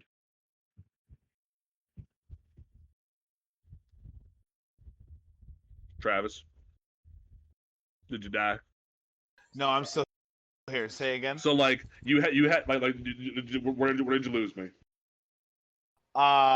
Just give me the synopsis, because there's background noise. So you have I'll redo it real quick. So you have Jim Jordan, not Jim Jordan, Jim Harper, which is related to the Red Arrow Roy Harper, and then you have Mal Duncan, who along with Bumblebee was one of the original Black Teen Titans before he became Guardian for a while, and then you have Jake Jordan, who was created by Grant Morrison during the 2000s. That was back when police brutality and black folks was still happening, obviously, but it wasn't a hot button topic in the media like it is now. So with the optics going on, it's how do you feel about it being brought back to the table? I'm a little worried about it being brought back to the table, just because it's a seemingly dead character. So it, to me, and maybe I'm putting my kufi on for this one, but it feels like they're making him black to kind of pump his numbers a little bit. But how do I put this? We're not buyable like that. Give us an original character. So I mean, Jake Jordan's always been black. He's not being race changed or something stupid. It's just, yeah. Is Guardian though? Because that's a lot of white to just turn black out of nowhere. Well, yeah, because Guardian originally was white, and then 2 other black people took over the mantle. Okay. 3 technically counting Jimmy. We're not going there. Don't you dare, Ian. Don't you bring that evil in my house. Travis, let me put it to you this way. pop culture concept wise, Guardian is black. Yeah, other Okay. than Young Justice, where he started out white, like nobody cares. He's mostly known because of Mal being Guardian in Young Justice after Roy's cousin was Guardian, and because of Supergirl's James Olsen, Guardian is black. But the Manhattan Guardian, the Jake Jordan Guardian, is very well known for being associated with the police. So it's kind of optically a concern. Yeah, because it really comes off as like a black guy he's one of the good ones. Works Yeah. with the cops. And not to mention, like, I'm not gonna let that obvious Steve Rogers knockoff slide. You know what I mean? Because instead of being from Queens, he's in Manhattan. Good guy working with the cops. No. Stop it. I don't know, man. I don't know too much about Guardian to really make an accurate judgment call outside of just judging the book by its cover. And I'm very, very hesitant to do so because I want black characters to succeed, but I want them to be interesting. He's not even a Captain America knockoff. What is he supposed to be? Because it looks like a Captain America knockoff. Because he's created by Simon and Kirby. I just looked it up because I was curious, and he comes out a few months after the fact. But he is also Guardian. First appeared in April of 1942 by writer Joe Simon and artist Jack Kirby. That is hilarious. It even says here that Guardian resembles an earlier Kirby and Simon character, Captain America. That's hilarious. So he's a fucking straight up clone, not even a copy, not a knockoff. He's literally like the police version of the Captain America war version kind of situation. I think what they're going to try to do is that they might try to hand wave it a little bit, because whenever DC Comics has done like an in-depth police brutality narrative, it's always been in Gotham. Metropolis is kind of it's the golden city of tomorrow, so police brutality narratives really aren't done a lot with Metropolis. So I think that might be how they're going to try and hand wave this, but I definitely think that this was a timing issue. They don't even generally call them police, straight up police. They call them the Science Police, because the Legion of Superheroes. Yeah, I remember that. The Science Police. So from the Hold up. I dropped the variant cover in the chat. This cover is startling because he looks like, if you look at his face, he looks about 6. Oh, Jonathan. Look at it. It's absolute baby face, and it's just startling. Yeah. I'm wondering why he doesn't have a cape and has like an anti-gravity belt.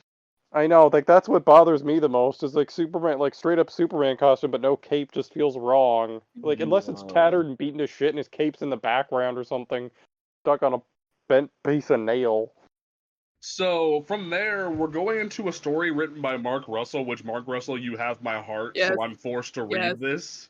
I'm forced to read this, like between your Pink Panther and your not Pink Panther, freaking Snagglepuss. I feel like a horrible person. This is one of the titles I'm actually hyped for. Right, this one right here. Between your Snagglepuss and your Flintstones, because Snagglepuss meant a lot to me coming out. But right there, you have like 2 golden like records right there, and then you're writing a story about Superman going up against like Lex Luthor like in the future.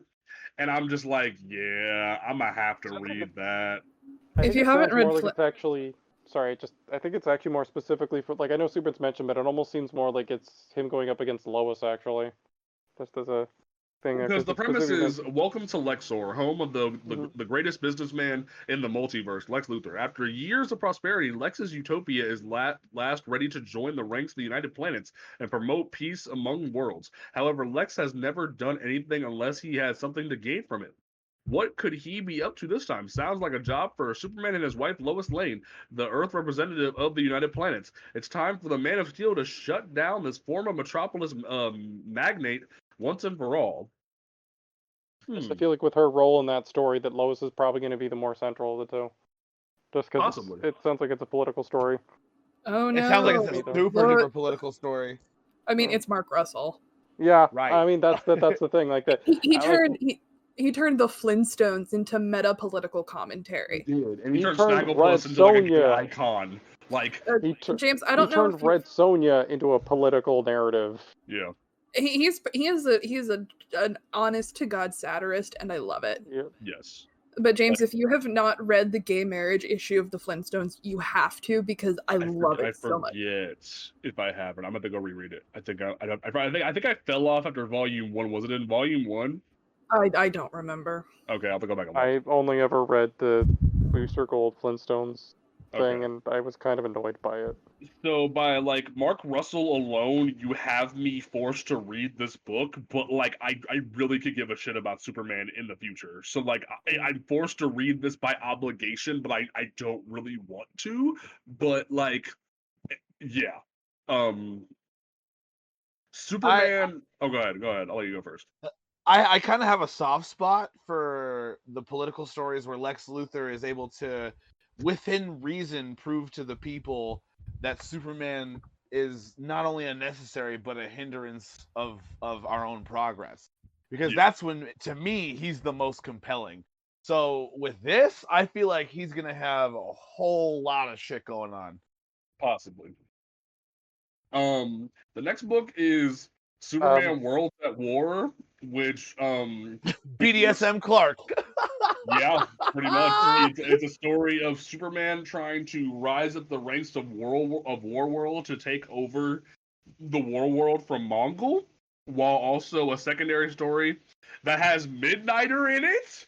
And I'm like, whose bright idea was it to put Midnighter in a Superman oversized book? I mean, Midnighter and Warworld sounds pretty good.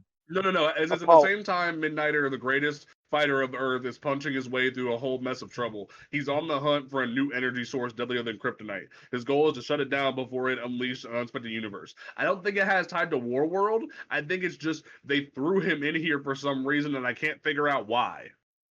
And I'm gonna put a fat-ass asterisk on greatest fighter from Earth.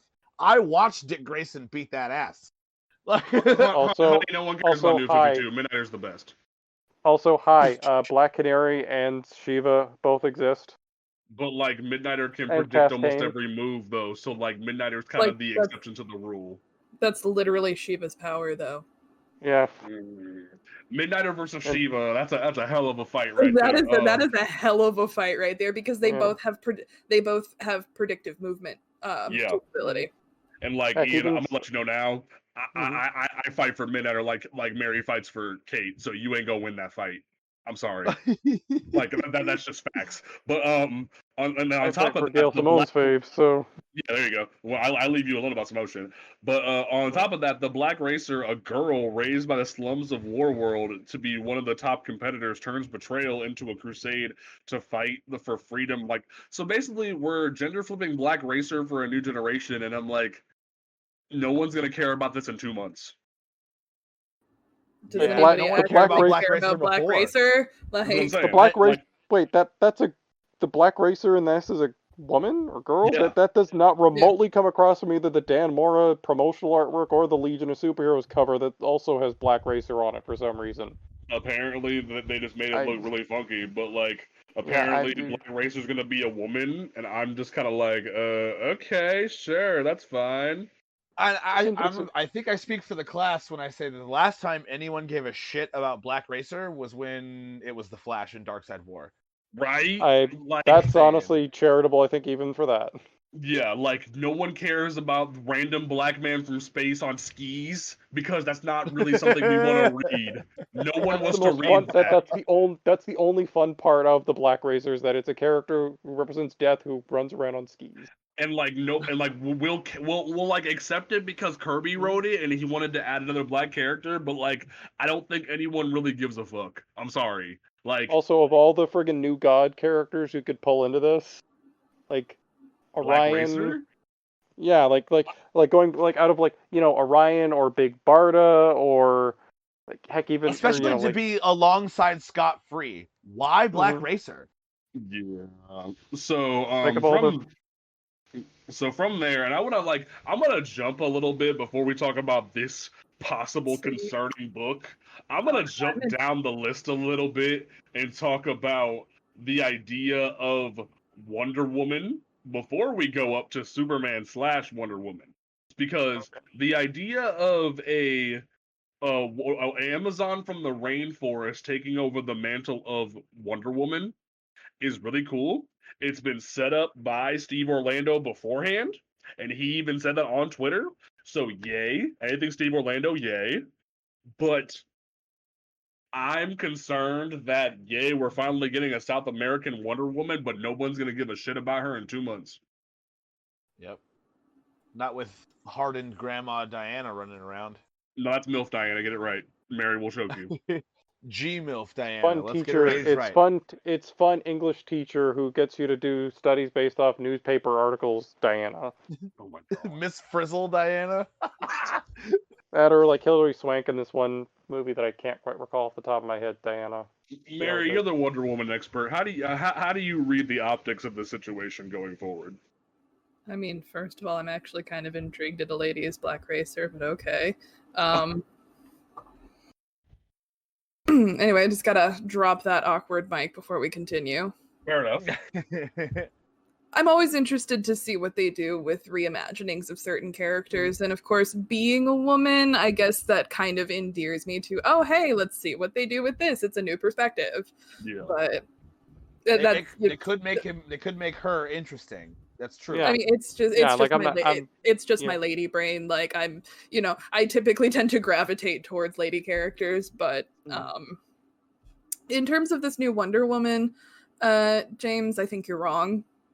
There is a lot of buzz for this character. Yara Flor? Yeah. Mm-hmm. Yeah. No, there is a lot of buzz for her. Especially... No, and I agree there's buzz, but my concern is with the same thing, because don't get me wrong, the idea of, and we'll talk about it in a minute, but the idea of Jackson Hyde taking over the mantle of Aquaman, that's some exciting shit. Aquaman and Mara's daughter taking over the mantle of Aquawoman after DC forced Dan Abnett to throw it out the fucking window at the end of the New 52. I want that, but no one's gonna care after 2 months when it goes back in the closet because they give in to the neckbeards. So that's my concern here. But see, that's the thing, is that if it was still Didio, I would agree with you. But with Javins and Wells, and they have a progressive resume, and they're walking into this with a progressive agenda. We don't know if they're going to bend the knee to the neckbeards. If nothing else, I could see them probably doing a OGN or something for her, like actually for both characters you mentioned. Well, no, there's a hypothetical that we'll talk about at the end of the show that I want to throw on the table. But I'm excited for Yara Flor.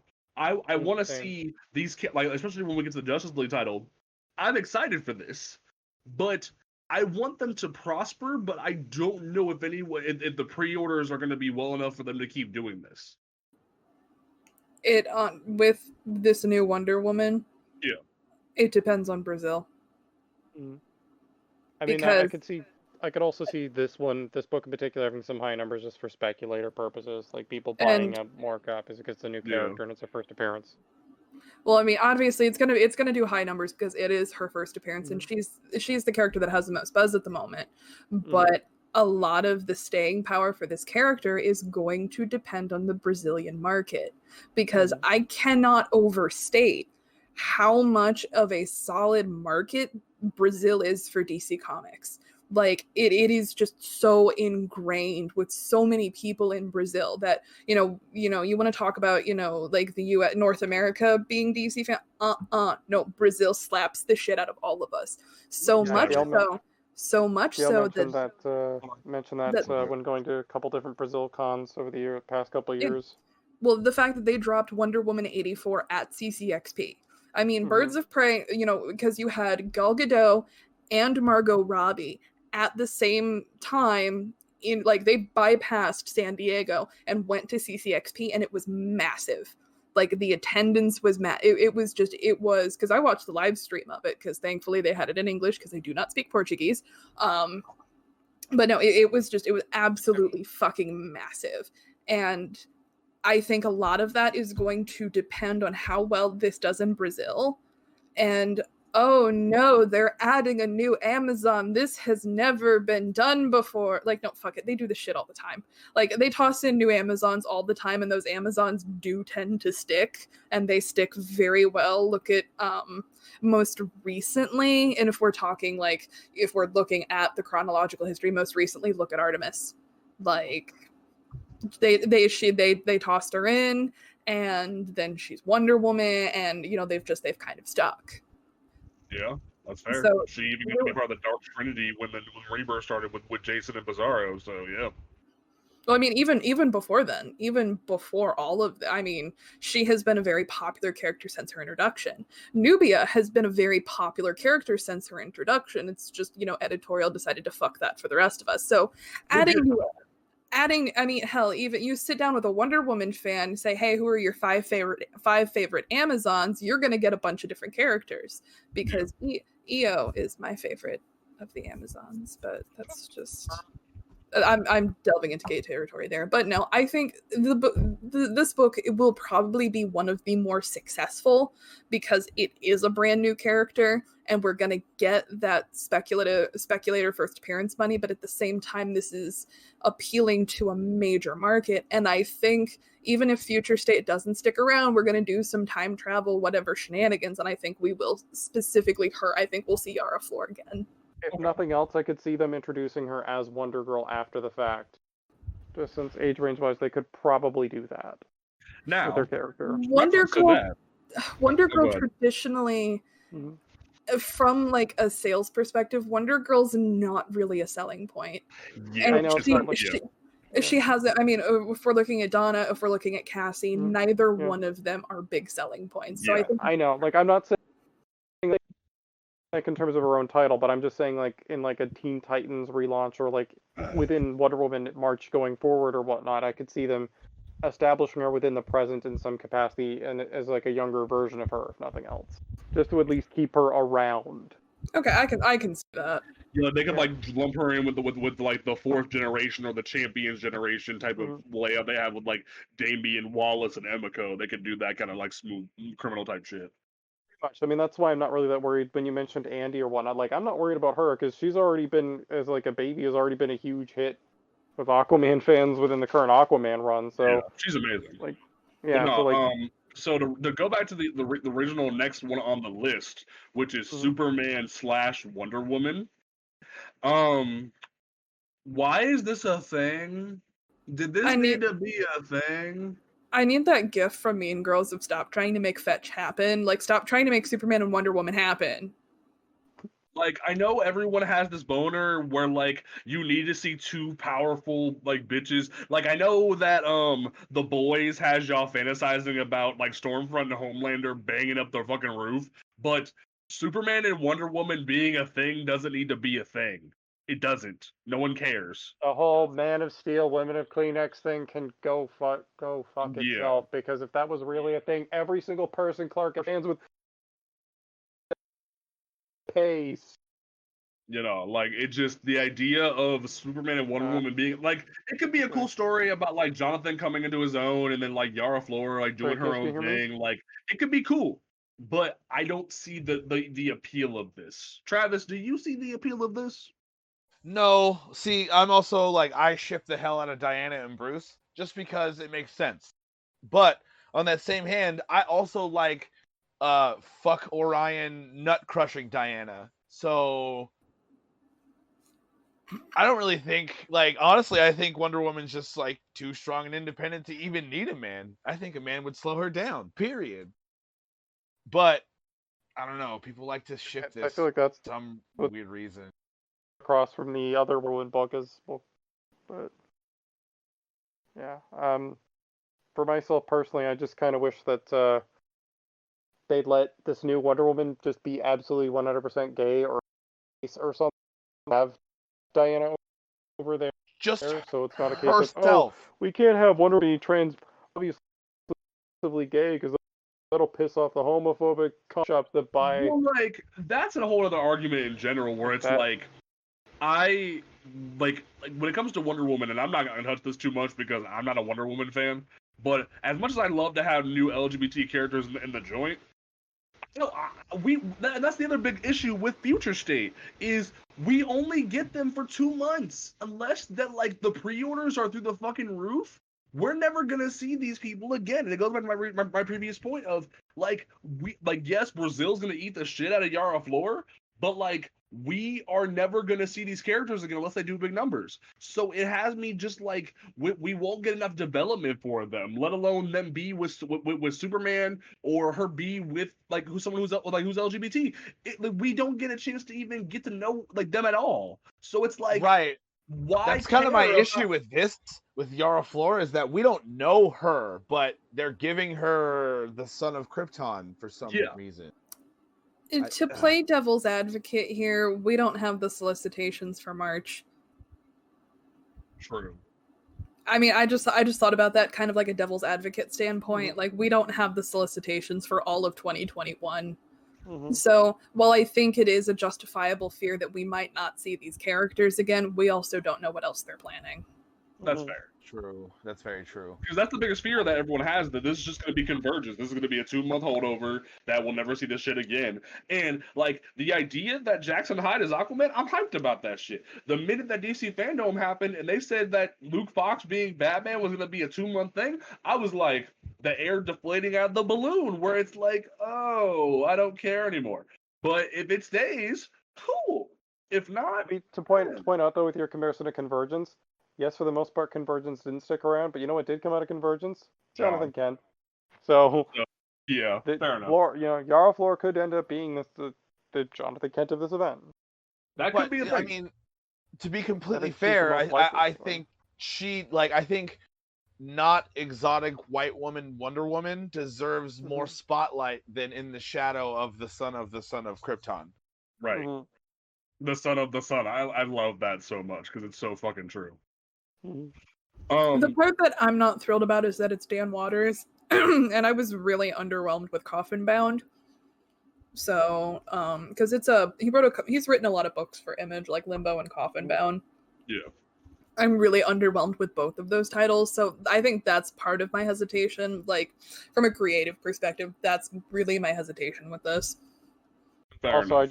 I just as a premise alone, what Superman Wonder Woman as a title should have just been discarded to the annals of history after the New 52, New 52 series finally fucking died. So from there, though, Justice League is like one of the only books that I'm excited about, solely because it looks to be the future-most story of all of this. Like, it bugs me. Because is that the Black Racer that we've been talking about here? Who is this? Hold on. Who is this Flash? I'm gonna get there because I'm kind of pissed. I was like you a minute ago too. Like how it looks on the cover is you have and Andy Curry as Aquawoman. You have what's her damn name? Joe Millian from the Far Sector book as Green Lantern. You have as far as we know, Luke Fox, because there is speculation that it could be his brother, but I don't give a fuck about that. Luke Fox is Batman. Redacted in the solicit, by the way. Yeah, because they even say redacted as Batman. That pisses me off. You have Jonathan Kent as Superman, Yara Flor as Wonder Woman, and then they say a Flash from a different point in the multiverse. When I first saw these images, I was like, Wallace, get your ass out of here. No one wants you. Go away. But then they said, no, it's a Flash from a different multiverse. And I was like, okay. Is that the Batman Beyond Flash? That'd be kind of dope. That would be kind of dope. I could be wrong, but the outfit certainly looks... So it's like, this looks to be the most future book out of all of these, where the stuff with the magistrate has calmed down. Luke is allowed to be Batman now. Andy is older. Yara Flor and Jonathan have had more time to come into their own as superheroes. There obviously has some time passed since Far Sector. So I like this idea. I want this to stay. I like this as a future book. This reminds me of Justice League 3000, so I want this to stay. How do y'all feel? Mary, how you feel about this? I mean, it looks like it's going to be a basic run-of-the-mill Justice League title. Big team titles like this, Avengers and Justice League, they don't typically have a lot of substance to them. So I think it's going to be a fun team up, but ultimately it's just going to be an ensemble book. And particularly and that's always been my big problem with Avengers titles and Justice League titles. And I'm not talking the event titles, I'm talking the standard month-to-month titles. Yeah. They don't typically have a lot of substance. Because, they're generally treated as the big popcorn movies every month, basically. Yeah, they're popcorn books. Now I do like the team. I like that we're seeing Far Sector kind of imported more into the mainline DC universe, because like I said, we're throwing shit at the wall and we're gonna see what sticks. Yeah. So because that was my argument, that like every brother and sister that came in my DMs about like, hey, the chick from Far Sector is a black character. Why aren't you doing something about that black character? Because you hear me on Twitter all the time saying DC needs more black characters, and you see like them going, why don't you care about the chick from Far Sector? And I'm like, because it's not in the mainline DC books.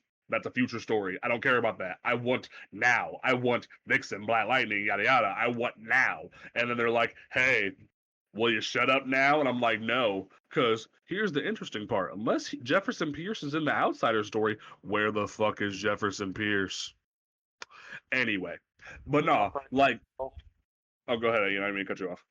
Sorry, there are so many DC characters we could say that about in regards to Future State, though, right now, though. Right. So it's like, in general, I'm excited. I'm excited about the lineup, but then there's the secondary story where it says it's a Justice League Dark story with a witch hunt across the DC universe begins. Magic users are harvested and executed, and the team is on the run. Zatanna and Detective Chimp, now possessed by Etrigan. Oh, I don't like that. Must round up new and old teammates, including John Constantine, Ragman, Madame Xanadu, and their mission is to battle the power-mad Crow King, Merlin, before his plans for the magical domination destroy the fabric of reality. But where is Dr. Fate? And what led the team to disband in the first place? And I'm like, that sounds really fucking cool. Time out. Detective Chimp with rhymes that like Etrigan? Hold on. I need to drink that in for a second. So basically what I'm guessing happened here is that Ram V remembered everyone's fun reactions to first seeing Detective Chimp with a sword when Tynan's Justice League run was first announced, and then said, hold my beer. Again, I want to point out Ram V writing this as he's like still writing the Justice League Dark stuff, which is awesome because his Justice League Dark run has been excellent. Yes. Travis, do you care about this Justice League book? Because like I'm here for it, but like they said, it's a popcorn flick. Like how do you feel about this? It hurts me that it's a popcorn flick because I am a really hardcore Day of Vengeance. So for them to take Ragman, Detective Chimp, and Zatanna and kind of do them like this is really troublesome for me. Now, sorry, can I just jump in? I'm going to clarify. I think Mary and I were more referring to that, I think, specifically with the main Justice League story. I'm going to point out that with Ram V's Justice League Dark in particular, it is very character-driven stuff. Yeah, like, it's just, they're trying to pad these books that way they don't have a ton of titles at once. That's why, like, Batgirls and stuff like that is, like, oversized. The Justice League book is going to be oversized with half of this story and half of the Justice League Dark story. See, I'm kind of excited to see the regular Justice League, but it really depends on how it goes. Because, again, like what we just talked about with Yara Flor being with John Kent, them putting her with John Kent again, I'm not sure how it's gonna work, and I really hope that they don't just shove her under every other hyped up character's shadow. You know what I mean?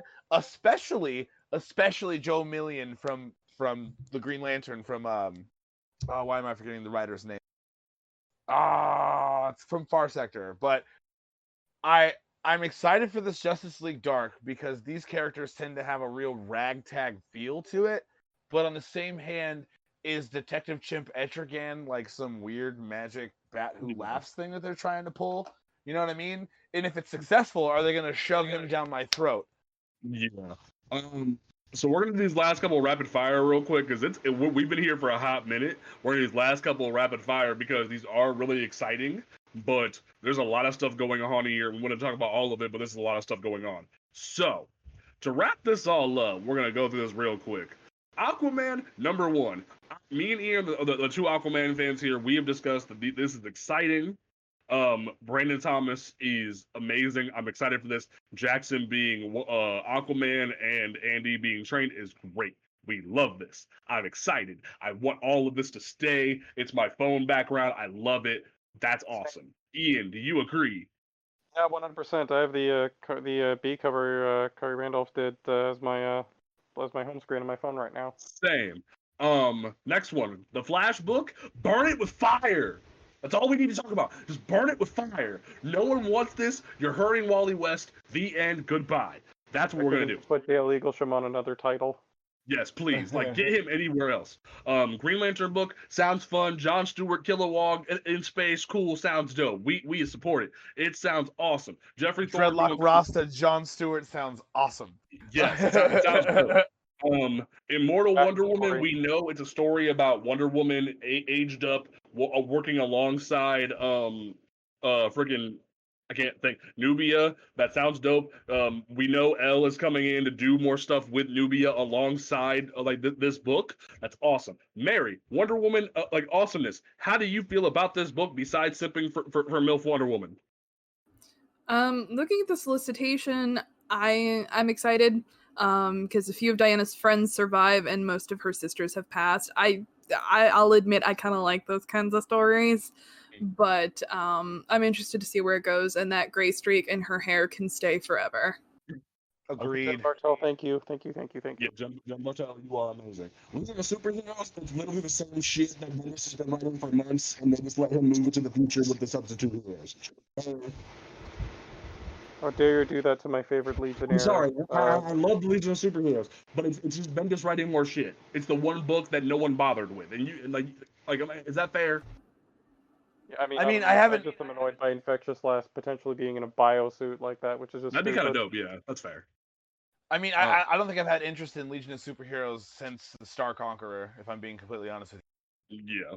Shazam, like we talked about, takes place between after the Teen Titans book. It looks fun. Randomly, someone pulled Tanya Spears out of the null void that Christopher Priest put her in. So yay! But also, they need to recolor the pages they previewed for that because Vixen looks light skinned as fuck. Yeah, fix that shit. And that looked like a great premise. Tim Sheridan, we've all talked about behind the scenes. You sound great with this. No one sees Billy in years. That's awesome. Suicide Squad was the debatable one. We can't really talk about that. We might talk about Kill it with fire. Right. Kill it with fire. It's excellent. No. But Bruce Lawton needs to go. We'll talk about this a different day. But I ship this. Amanda trying to make Connor Kent run the fucking Suicide Squad sounds awesome. I love it. And Tom Taylor, this is the lineup you should have written. But anyway, Swamp Thing #1, yay, Poison Ivy's part of the Green finally. Everything's kind of trying to survive. Ian, you're excited, right? I've actually been corrected since my initial assumption that actually was her on the B cover. I think it's supposed to be a different character. Oh, really? Yeah, I know it does, but several different people commented it was supposed to be another character. I actually have it in my browser. That's annoying. Here. But yeah, boo. That would have been great for Poison Ivy to finally be part of the fucking Green. Only Varrock, that's the character's name, Varrock. She was apparently a creature that Ivy created. Oh, okay, that works. I'm okay with that. So Ram V writing more Swamp Thing, like writing more supernatural shit. I love it. Cool. Teen Titans, I'm not getting into it tonight because I'm still not okay with. Mm-hmm. So we're not gonna talk about that. We already talked about Wonder Woman. So that's the end of the line. Folks, we're scared. We're concerned. This can be something that could be awesome for the future of DC Comics, but we need to see what happens with March before we start jumping to conclusions. Ooh. Oh, I was looking at the solicitation for Wonder Woman #1, and she's going to Hades, so that'll be fun. Nice. Joel Jones drawing Hades. Nice. Yeah, Joel Jones drawing Hades. Exactly. Jolie Jones drawing Hades. So so we're gonna go ahead and wrap up the show. We've been talking for a long ass fucking time, so we're gonna get the hell out of here. Don't forget that you can follow this podcast on Twitter at PTP_podcast. You can follow the website on Comics Ground on Twitter and Instagram at On Comics Ground. You can check out the website on -comics-ground.com for all of our reviews, previews, solicitations, all that great shit. I'm echoing, but it is okay. And then we will catch you folks next week for our ultimate retrospective that we were supposed to do this week. But it's okay. We will be back. DC, damn you for making us cover all of this. I thought I heard someone pop out. I came back in. Here. Okay, you came back in. Mary, what is your closing statement for this episode of Panel to Panel? I'm cautiously optimistic, but at the same time, I think in our concerns, we can't forget the publication side of this. Fair enough. Ian, what is your closing statement for this episode of Panel to Panel? Basically what Mary said, and also put Ivy in the friggin' Harley Quinn book, or I riot. Not literally. Travis, Maybe what is literally. Travis, what is your closing statement for this episode of Panel to Panel? I am not a fan at all of fucking Bruce Lawton, Tommy Blake looking ass. I hate this. I love it. We will talk on a different occasion about Suicide Squad because I have my opinions on that, and I will be reviewing that because that sounds fun as fuck. Because I am the dedicated Suicide Squad fan. And my closing statement is, I've waited so long for Jackson Hyde to become Aquaman, and I'm excited. And the fact that Brandon Thomas is writing it has me pumped as fuck. Jordan Clark got to write the introduction to this for Kelly Pseudo Comics run, and I'm excited about that. He's sending me autographed copies, and I'm excited. But in general, folks, we will catch you next time right here at Panel to Panel. Peace out.